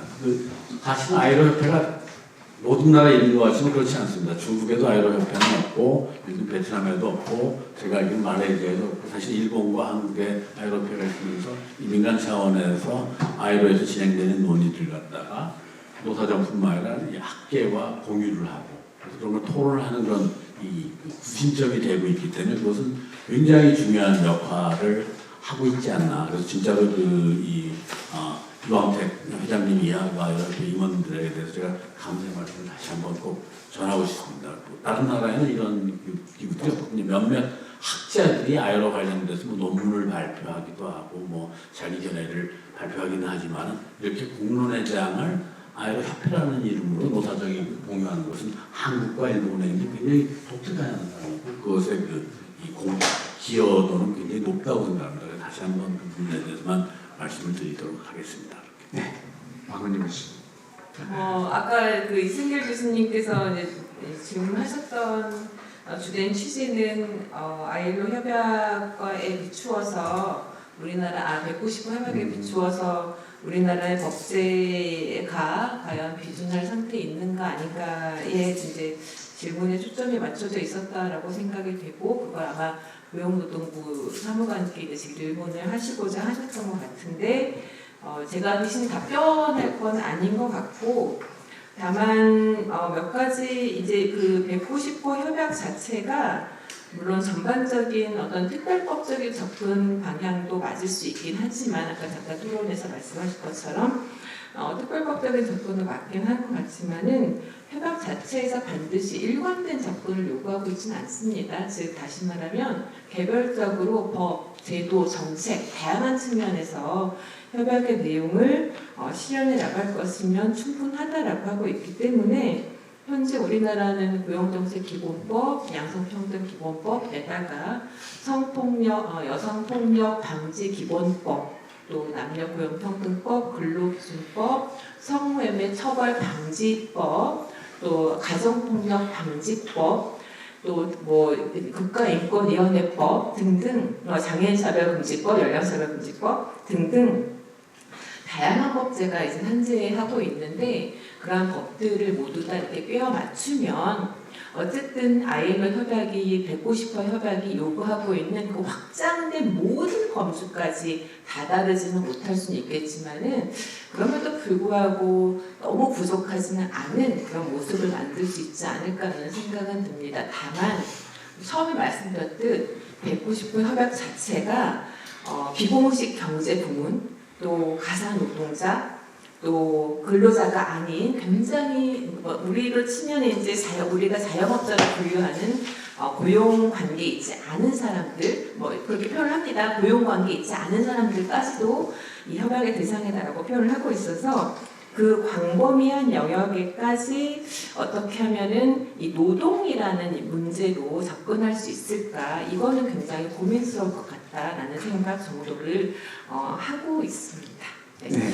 그런 측면에서 제가 괜찮으면 아키라 선생님이 시츠몽 저 질문을 좀 괜찮으실까? 네, 아키라 선생님. 그 일본에서도 아까 이제 190호 협약 비준을 논의 중에 검토 중이다라고 말씀하셨는데, 방금은 이제 잠깐 그 제가 우리나라 한국의 법제에서 여러 가지 고려 사항들에 대한 고민을 조금 전달해 주실 수 있으면 전달해 주시면서, 혹시 일본에서의 논의는 어떠하신지가 좀 궁금하고, 제일 궁금한 건 이제 이창희 선생님께 이제 왜 이렇게 포괄적인 범위를 만든 거는 물론 ILO의 어떤 굉장히 이제 미래지향적인 사고가 들어가 있다라고 생각이 되는데, 이제 ILO 안에서의 어떤 이 협약에 대한 평가 같은 게 혹시 좀 말씀해 주실 수 있는 게 있다면 좀 부탁을 드리고 싶었습니다.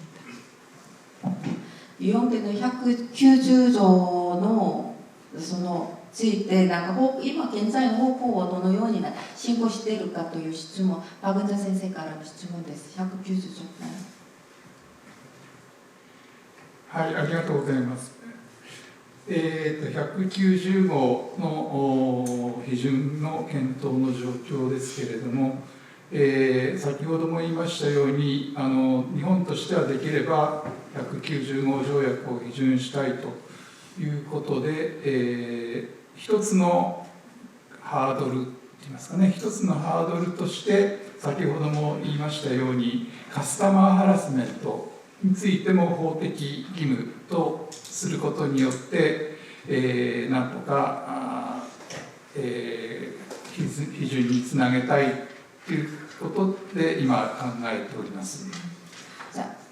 일단은 일본에서도 190조 부분에 대해서 비준을 하고 싶다라는 생각을 많이 논의를 하고 있지만은, 그렇지만 하들이 조금 있는 부분이 있는데, 그게 뭐냐면 일본 안에서의 고객 압질 부분을 만약에 법적 의무화했을 때에 대한 부분에 대해서 조금 많은 논의가 필요한 상황이다라는 것입니다.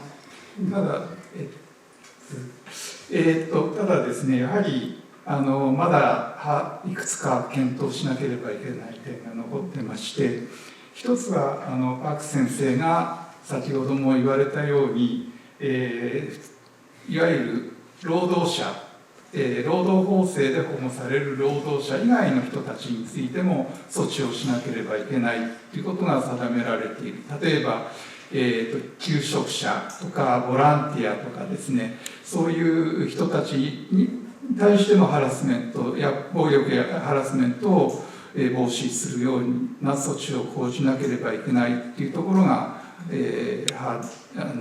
問題点となっております。あともう一つありますね。우선 첫 번째 검토 부분은 이 노동자성에 대한 부분인데 이 노동자성에 대한 보호 조치를 어디까지 할 것인가인데 예를 들어서 이 구직자라든지 구직을 하고 있는 자라든지 볼런티어 하는 자들까지 포함을 시킬 것인지 그러니까 이런 구직자나 볼런티어 하는 사람들에게도 이 폭력이나 괴롭힘 부분에 대해서 어디까지에 포함을 하는지에 대한 검토가 필요하다라는 것입니다. それからもう一点はハラスメント、暴力やハラスメントについて、全てについて法的に禁止しなければいけないっていうのが基本的な条約の立場だと思うのですけれども、全てにわたって法律で禁止するっていうのが本当に日本で可能なのかというところが問題になっています。 두 번째는 이 괴롭힘에 대한 부분에 대해서 이 괴롭힘, 폭력이나 괴롭힘 부분에 대해서 모든 사람들에게 법적으로 금지를 하지 않으면 안 된다라는 부분에 대해서 어떻게 할 것인가 이런 부분을 생각을 해볼 필요가 있다라는 것입니다. 특히나 이 고객 괴롭힘 부분까지 다 포함을 시켜서 법적으로 보호 조치를 해야 하냐라는 부분입니다. 例えばセクシャルハラスメントあるいはパワーハラスメントについてはすでに日本では法律で事業主に対して禁止する義務が講じられていたのですが、カスタマーハラスメントについては今まで法律的に防止措置が取られていなかったので、それをなんとか解消するためにこの間、前回の国会でこれを法的な義務、カスタマーハラスメントを法的な義務としたのですが、他の点でまだ十分に対応できているかどうかというところがまだ十分に検討されていない、ここをクリアしなきゃいけないというのが日本の現状であるということです。 예를 들어서 일본의 성희롱이라든지 괴롭힘 부분에 대해서는 법적인 조치가 사용자에게 법적인 조치를 할 수 있는 부분이 인정이 되고 있지만은 이 고객 갑질에 대해서는 그 부분에 대해서 아직 일본에서 법적으로 보호적으로 조치가 되어 있지 않기 때문에 이 부분을 어떻게 할 것인가 그 부분을 충분히 검토를 해야 하는 상황입니다. それで先ほどもちょっと申し上げましたように、日本の政府は ILO の事務局にどこまで措置をすればこれを批准しても問題ないのかということを問い合わせて確認をしているんですけれども、なかなか明確な答えがまだ返ってこない。まだ新しい条約なのでですね、批准された国の例も多くないものですから、他の国の例も見ながら今日本政府は検討しているというような状況にあります。 일본 정부에서 이 일본 ILO 협약에 이런 문의를 했다고 합니다. 그러니까 비준하게 되면 어떠한 문제가 있는지 없는지에 대해서 확인하는 문의가 있었는데 새로운 조약을 새로운 부분에 대해서 비준하는 이 부분에 대해서 비준한 국가가 적기 때문에 이 부분에 대한 것도 함께 같이 검토를 하고 있는 상황이라고 합니다. 오히려 정부에서 ILO 협약에서 비준했을 때에 어떠한 효과가 있는지 확인을 하고 있는 이런 논의를 하고 있는 상황입니다. 私も専門家じゃないので詳しく全部知っているわけではないんですが、少なくとも私が今把握しているのは以上です。 본인은 이 부분에 대해서 솔직히 정확하게 전문가라고는 할 수는 없지만 본인이 파악하고 있는 부분은 이 정도 선입니다. 네, 그래도 자세한 답변을 해주셔서 감사합니다. 아까 우리 네, 제가 특별히 그 협약의 지정 과정에 관여를 안 해서 그것을 말씀드리지는 못할 것 같아요. 제가 약간 그것과 좀 무관하게 이 아이로와 회원국의 좀 관계 다양성에서 잠깐만 좀 말씀드리겠습니다. 그 보통 그냥 아이로와 그 개별 회원국들의 관계 제가 경험하는 거는 너무너무 다릅니다. 예를 들면 아이로와 중국과의 관계, 아이로와 베트남과의 관계, 아이로와 한국과의 관계가 굉장히 다르고, 예를 들면은 베트남이나 중국인 아이로는 아이로가 되게 친노동자적이다 그런 이미지를 갖고 보는 사람이 없습니다. 한국은 이 아이로 공대위라는 형태로 이제 민주노총의 출범과 연결되면서 한국 굉장히 격한 노사관계에 맞물려가지고 아이로가 항상 해석이 되고 이용이 되기 때문에 항상 그런 렌즈를 통해서 보는 경향이 많은데, 실제 베트남 같은, 제가 베트남이나 몽고 같은 경우는 노동조합하고 하는 일보다 훨씬 더 많은 일은 사용자 단체가 하고 있습니다. 사용자 단체가 제대로 커야 이 건전한 노사관계의 제도가 만들어지고, 사용자 단체가 정부로부터 독립적인 얘기를 할 수 있어야 하는 그런 것들이기 때문에 그런 지원 사업을 많이 해서 그 나라에 가서 만약에 저희가 했던 일에서 뭐 너는 아이로나 이창희 박사 당신은 신노동자적이라는 소리 아마 한 번도 듣지 않을 겁니다. 그리고 중국 같은 경우도 상당히 많은 경우는 이 업종 단체, 예를 들면 광산협회, 예를 들면은 전자협회 그런 데가 해서 하는 일이 굉장히 많기 때문에, 그래서 사실 굉장히 많은 나라에서는 아이로 굉장히 중립적인 위치로 보이는데 한국에서는 좀 그렇지 않은 것들이 있는 것 같아서 제가 항상 조금씩 안타까움을 느낀다라는 말씀을 드리고 싶어요. 일단 또 하나는 아까 제가 베트남하고 중국에서 관여 방식입니다. 베트남 같은 경우는 법안 초기 개념화 단계에서 출발해서 법안이 채택될까지 이렇게 관여하는 방식도 있고, 아니면 중국처럼 그냥 딱 그 조항만 가지고 우리가 코멘트하는 방식도 있는 것은 굉장히 다양한 방식이 있는데, 한국은 아이로를 어떻게 이용하고 싶은가라는 말씀을 드리고 싶은가. 아까 우리 이사원 선생님께서도 질문을 했다고 하지 않습니까? 195조의 협약에 대해서 과연 어떤 문제들이 봉착하는가, 그런 것들 미리 다 파악을 하고 선제적인 대응을 하시려고 그렇게 하시는 거니까. 근데 한국 정부 같은 경우는 어떤 식으로 대응하는지 잘 모르겠습니다. 제가 보기에는 그보다 좀 더 소극적이지 않을까라는 인상을 갖고 있는데, 아이로를 어떻게 활용할 것인가.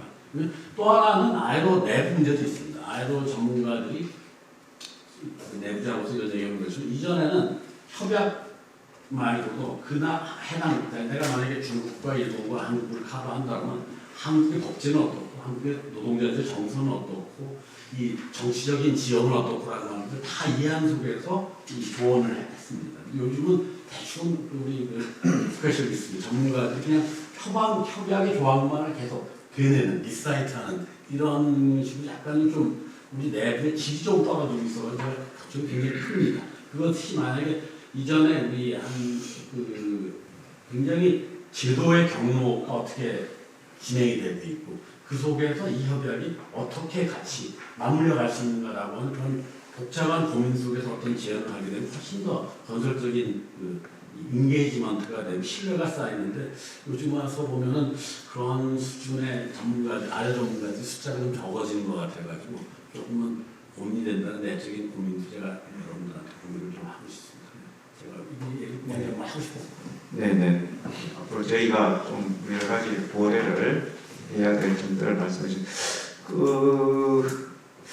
그러니까 입법 활동하시는 분들은 우리가 관심을 계속 제고시켜 드려야 되기 때문에, 아까 우리 여당의 간사님은 오셨다 인사하고 하셨는데, 지금 야당의 간사님이시죠? 안노희 간사. 좀 인사를 좀 하시는 게. 예.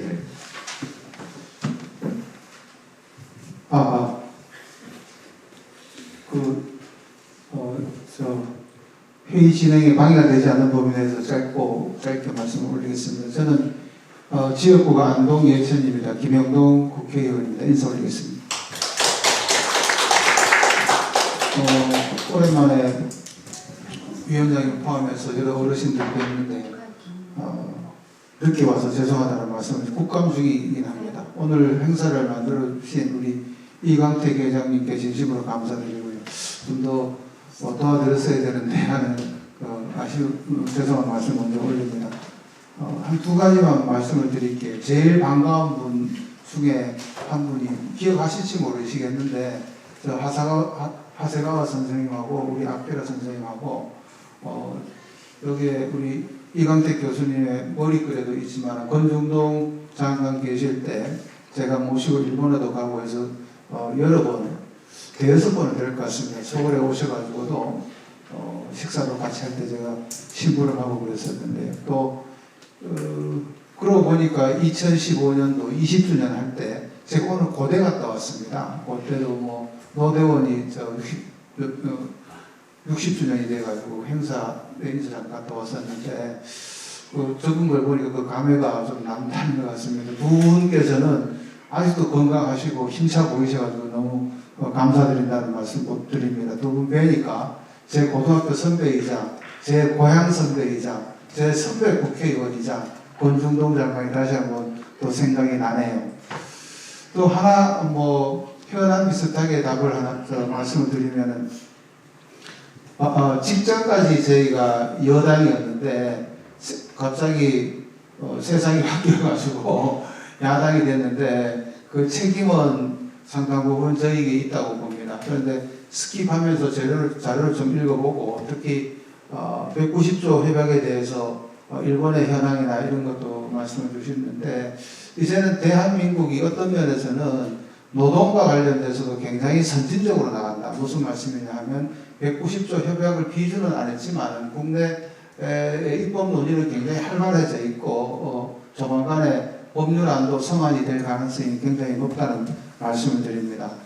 여야를 불문하고 우리가 정치를 하는 게 특히 근대사회 또 뭐 AI 혁명 있고 뭐 이런 식으로 얘기가 되면서 가장 중요한 거 요새는 결국 일터에서 일해서 먹고 사는 노동자들의 삶을 어떻게 올릴 것이냐에 초점이 맞춰 있다고 생각합니다. 거기에 아까 좀 우리 이창희 소장님께서는 우리 아예로가 또 우리 한국이 대한민국 노동 문제 하면은 그 이미지가 약간 레프트 뭐 이런 식으로 이렇게 표현하시는 것 같은데 저는 개인적으로 그렇습니다. 그거 관계없이 우리 위원장도 계시지만은 결국 법을 만들고 입법을 하고 아이로도 공부하고 국제기준을 공부하고 하는 것은 노동자들의 삶을 어떻게 여하이 일하는 분들의 삶을 어떻게 여하이 보양 제고시키느냐의 목표가 있다고 생각합니다. 앞으로 각오를 한번 말씀을 드리면은 우리 아이로 협회가 앞으로 더 단단해지고 의제를 개발하는 데 있어가지고 저도 직전까지 이사였는데 국회 들어오면서 잘렸거든요. 그 역할을 하겠다는 말씀을 드립니다. 혹단 오늘 저녁에 만찬을 하게 되면 저도 불러주시면 참석하겠다는 말씀을 드립니다. 다시 한번 이 자리 축하드리고 30주년 뭐 요즘 나이로 따지면 성인인 것 같습니다. 또 앞으로 발전하기 기대합니다. 저도 같은 역할을 다 하겠습니다. 감사합니다. 네. 번역을 하시려면 좀 기다리고 계십시오. 네. 번역을 같이 하시려면 있습니다. 자, 지금이 딱 46분입니다. 네. 저희들 종합 토론이 혹시 뭐 질문이 있으세요? 네, 질문 하나 드릴게요. 네. 네, 오늘 많은 공부를 하게 되었습니다. 저는 허상수라고 하고요. 일본에서 오신 아키라 선생에게 질문하고 싶은데, 보니까 한국에서도 비준된 그 두 개의 아이로 협약을 비준하지 못하고 있는데, 일본에서는 노동조합이나 일본의 야당들은 이 아일로 협약 비준에 대해서 어떤 생각을 하고 있는지 그게 좀 궁금합니다. 지금 한국에서는 이제 김영동 의원이 지금 말씀하셨는데 한국의 야당이 이 아일로 협약이나 노동자에 대해서 좀 거리를 두는 정책들 때문에 한국 노동자들은 여러 가지로 피곤하고 힘들고 불안하고 어떤 사회 불회에 처해 있는 상태라고 생각하거든요. 일본 지금 집권당이 ILO 협약이나 노동자의 삶에 대해서 굉장히 한국 야당과 비슷한 어떤 기조를 보이고 있는 것 그런 생각이 들어서 지금 왜 일본에서는 그 중요한 협약 두 개를 비준하고 못하고 있는지 그 과정을 좀 조금 설명해 주셨으면 고맙겠습니다. 日本で批准されてない2つの条約があるんです。それについて質問であるが、日本での批准をしてない2つの条約について、日本の労働組合とか日本の与党での考え方について質問です。日本で批准していない条約として挙げていただいたもの、先ほど私のプレゼンテーションで、お話をした一つは195条約、暴力とハラスメントに関する条約と、それから111号条約、雇用職業における差別の禁止、この2つの条約についてということでよろしいでしょうか。はい、まず難しい方からいきましょうか。111号条約、基本条約、10本の基本条約で日本が批准していない唯一の条約について、です。この条約についてはですね、批准しなければいけないという雰囲気は非常にあります。特にやはり労働組合、連合をはじめとした労働組合がこの111号条約をすぐにでも批准すべきだという立場で、おります。일단 일본에서 190조 폭력과 괴롭힘과 관련해서 그리고 181조 고용 촉진 및 차별 금지 조약이 일본에서 비준되어 있지 않는데 우선 고용 촉진 및 차별 금지 조약에 대해서 이야기를 드리면 물론 기본 조약 10개 중에 하나이기도 하고 그래서인지 비준하지 않으면 안 된다는 분위기는 있습니다. 그리고 또한 노동조합에서도 이런 비준해야 된다라는 필요하다라는 입장을 취하고 있습니다. はい、それから国会議員が超党派で作っている ILO 議員連盟という組織が国会の中にあってですね、この ILO 議員連盟という組織でもこの111号条約を批准すべきであるという考え方でなんとかしたいというのが今の状況であります。 그리고 국회의원, 국회 안에 그러니까 ILO 의회 연맹이랑 ILO 의회 연맹이라는 것이 있는데 여기에서도 이 비준해야 된다라는 필요하다라는 입장을 취하고 있습니다.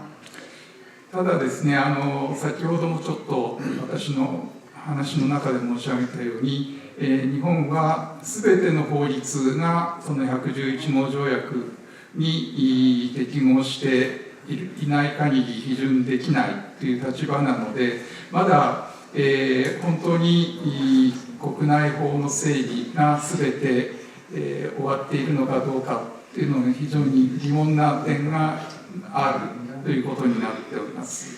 앞에서 발표할 때도 이야기를 했지만은 다만 일본에서는 그 비준을 하기 전에는 일단 법에서 적용을 해야 한다라는 입장이 있는데 이 181조의 고용 촉진 차별 금지 조약에 대해서는 법으로서 명시된 부분에 대해서는 되어 있지 않기 때문에 논의 중입니다. ご存知のように111号条約っていうのは、広範な範囲での差別を禁止する、性別から始まって人種だとか出身だとかいろんな差別を禁止するということになってるんですけども、日本の法律慣行が本当に全て全部対応できているのかどうか慎重に検討しなければいけないというのが政府の方針ですので、引き続いてその検討を今行っているというような状況です。 이 고용촉진 및 차별금지 조약 같은 경우에는 넓은 범위에서의 차별을 말을 하고 있는데 예를 들어서 성차별이라든지 출신이라든지 지역 부분과 같은 넓은 범위의 차별을 하고 있는데 일본에서 이 부분에 대해서 이렇게 넓은 부분에 대해서 대응이 가능한지 여부에 대해서 지금 계속해서 논의 검토 중에 있습니다. それから195条約暴力ハラスメント条約については先ほども申し上げましたようにカスタマーハラスメントへの対応が終わったことによってかなり基準に近くなってきているという認識ではいるんですけれども、ただやはり本当に今批准して条約違反になる部分がないのかどうか、そこが十分にクリアになっていないためにまだ検討を行っているというような状況にあるかと思います。 그리고 190조의 폭력 및 괴롭힘과 관련한 조약은 물론 현재에서 일본에서 커스터머 하라스멘트 부분, 고객 갑질 부분에 대해서 현재 많은 논의를 하고 많이 가까이에는 가 있는 상황입니다만은 그렇지만 아직 이 부분에 대해서 명확하게 비준을 해야 한다라는 것까지 클리어가 되어 있지 않은 상황이고 논의 중에 있습니다. で特にですね、111号条約もそうですし、190号条約もそうですけれども、労働組合、連合などは、もうとにかく早く批准をしてしまって、後から何か国内法に問題があれば、後から改正をすればいいのではないかという意見を言われる方もいるんですけれども、日本政府の立場というのは先ほども言ったように、そういう形で条約は批准できないと。あくまで全て、国内法に問題がないと確認ができない限り批准できないということなので、なかなか批准が難しいという状況になります。 일본의 노동조합 연맹 같은 데에서는 이거 고용촉진 및 차별금지라든지 190조 같은 경우에는 빨리 비준을 하고 나서 나중에 문제가 생기면 그때 해결해도 되지 않느냐라는 이런 입장이 나오기도 합니다만은 그렇지만 일본 정부에서는 그렇게 명확하지 않은 상태에서는 비준하는 것에서는 조금 확인이 필요하다라는 입장을 계속적으로 취하고 있습니다. そんなところですけれども、もしさらに何かご質問があればお受けします。 질문에 대한 답변 괜찮으십니까? 네, 이제 저희 지금 시간이 6시 되면은 여기 일하시는 분들 때문에 저희들이 띄워줘야 되거든요. 그리고 지금 나머지 좀 더 궁금하신 것은 저녁 하시면서 좀 해결하시길 부탁을 드리겠습니다. 왜냐하면 지금 회장님 그 폐막 연설까지도 마쳐야 되거든요. 네. 그러면 오늘 발표와 토론해 주신 여러 선생님들께 다시 한번 감사의 말씀을 전해드리고 발표 토론은 이렇게 마치도록 하겠습니다. 감사합니다.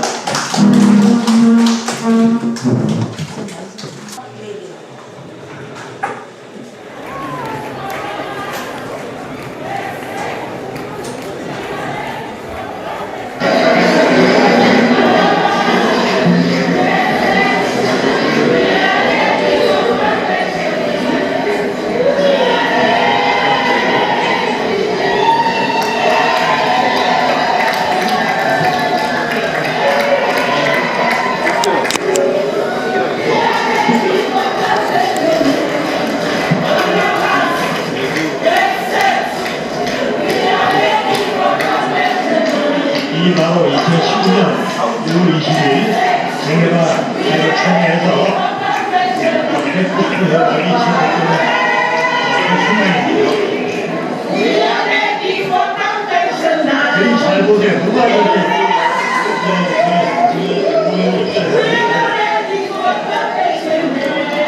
누가 뜻이냐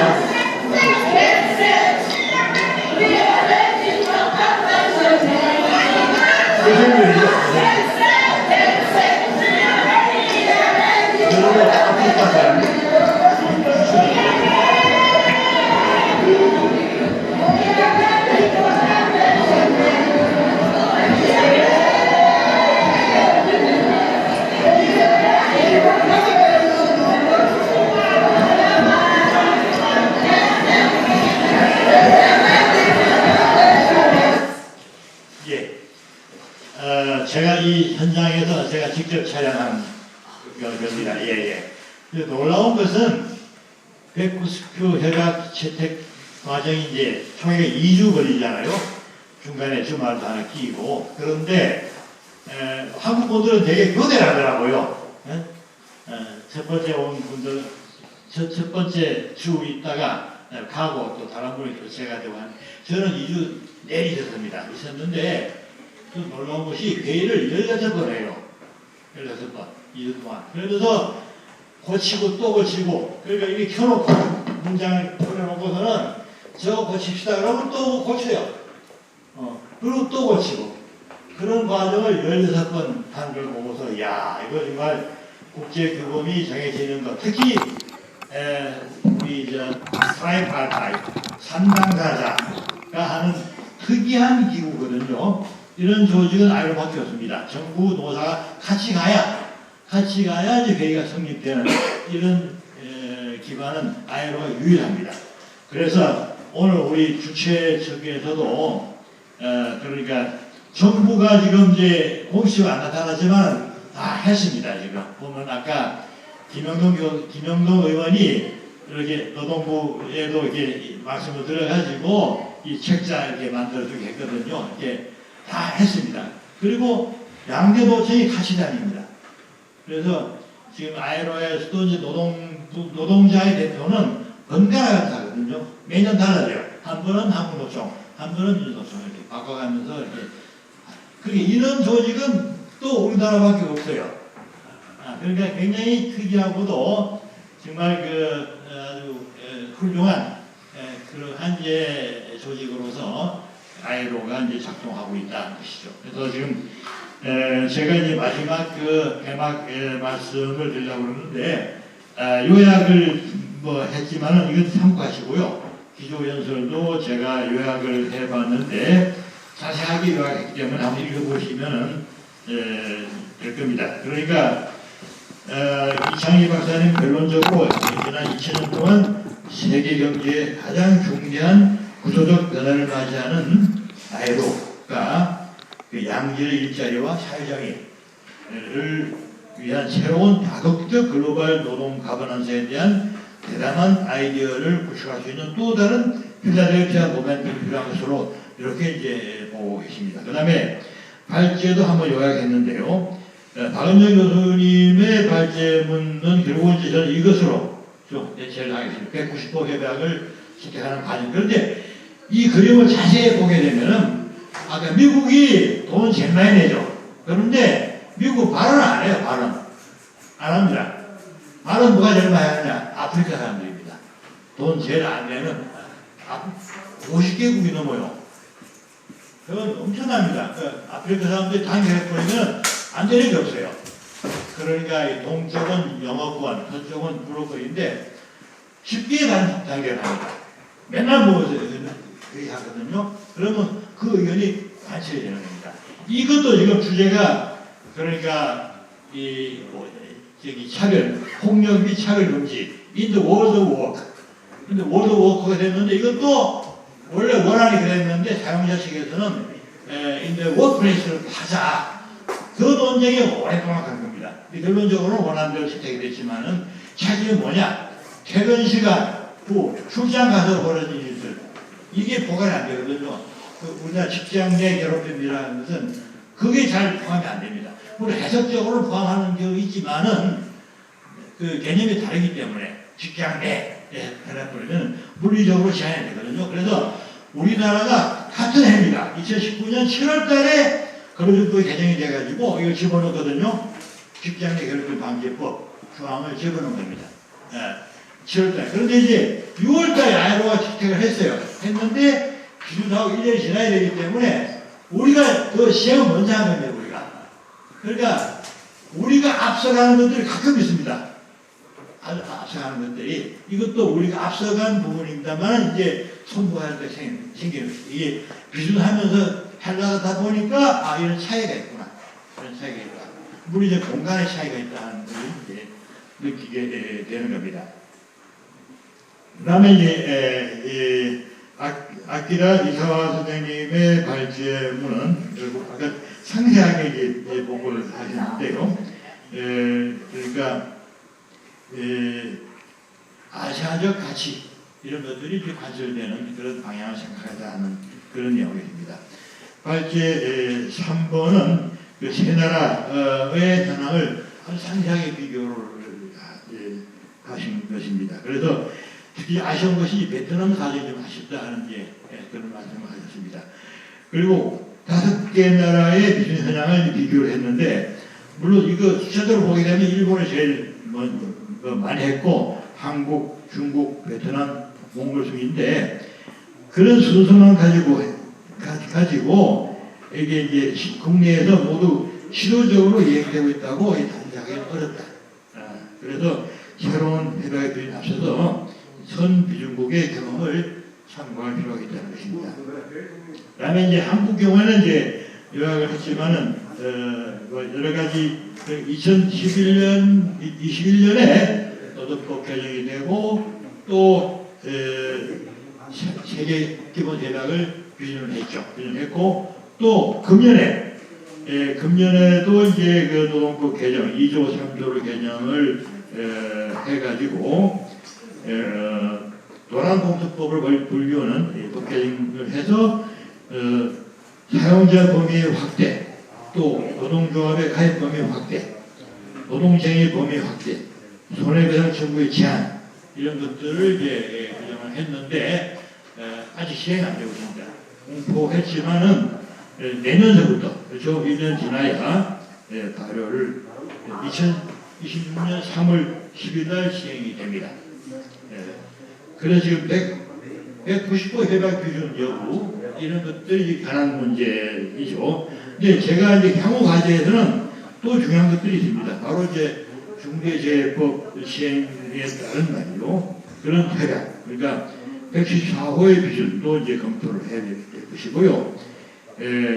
그리고 이제 무엇보다도 이제 105호 해박 기준이 필요하고 강제노동, 그러니까 이게 이제 두 가지 쟁점이 있는 것이죠. 그러니까 사업 근로자가 징역살이 하는 것, 그리고 국가보안법에 해가지고 양심수들이 이제 징역살이 하는 것, 이런 것들이 그림들이 지금 되고 있습니다.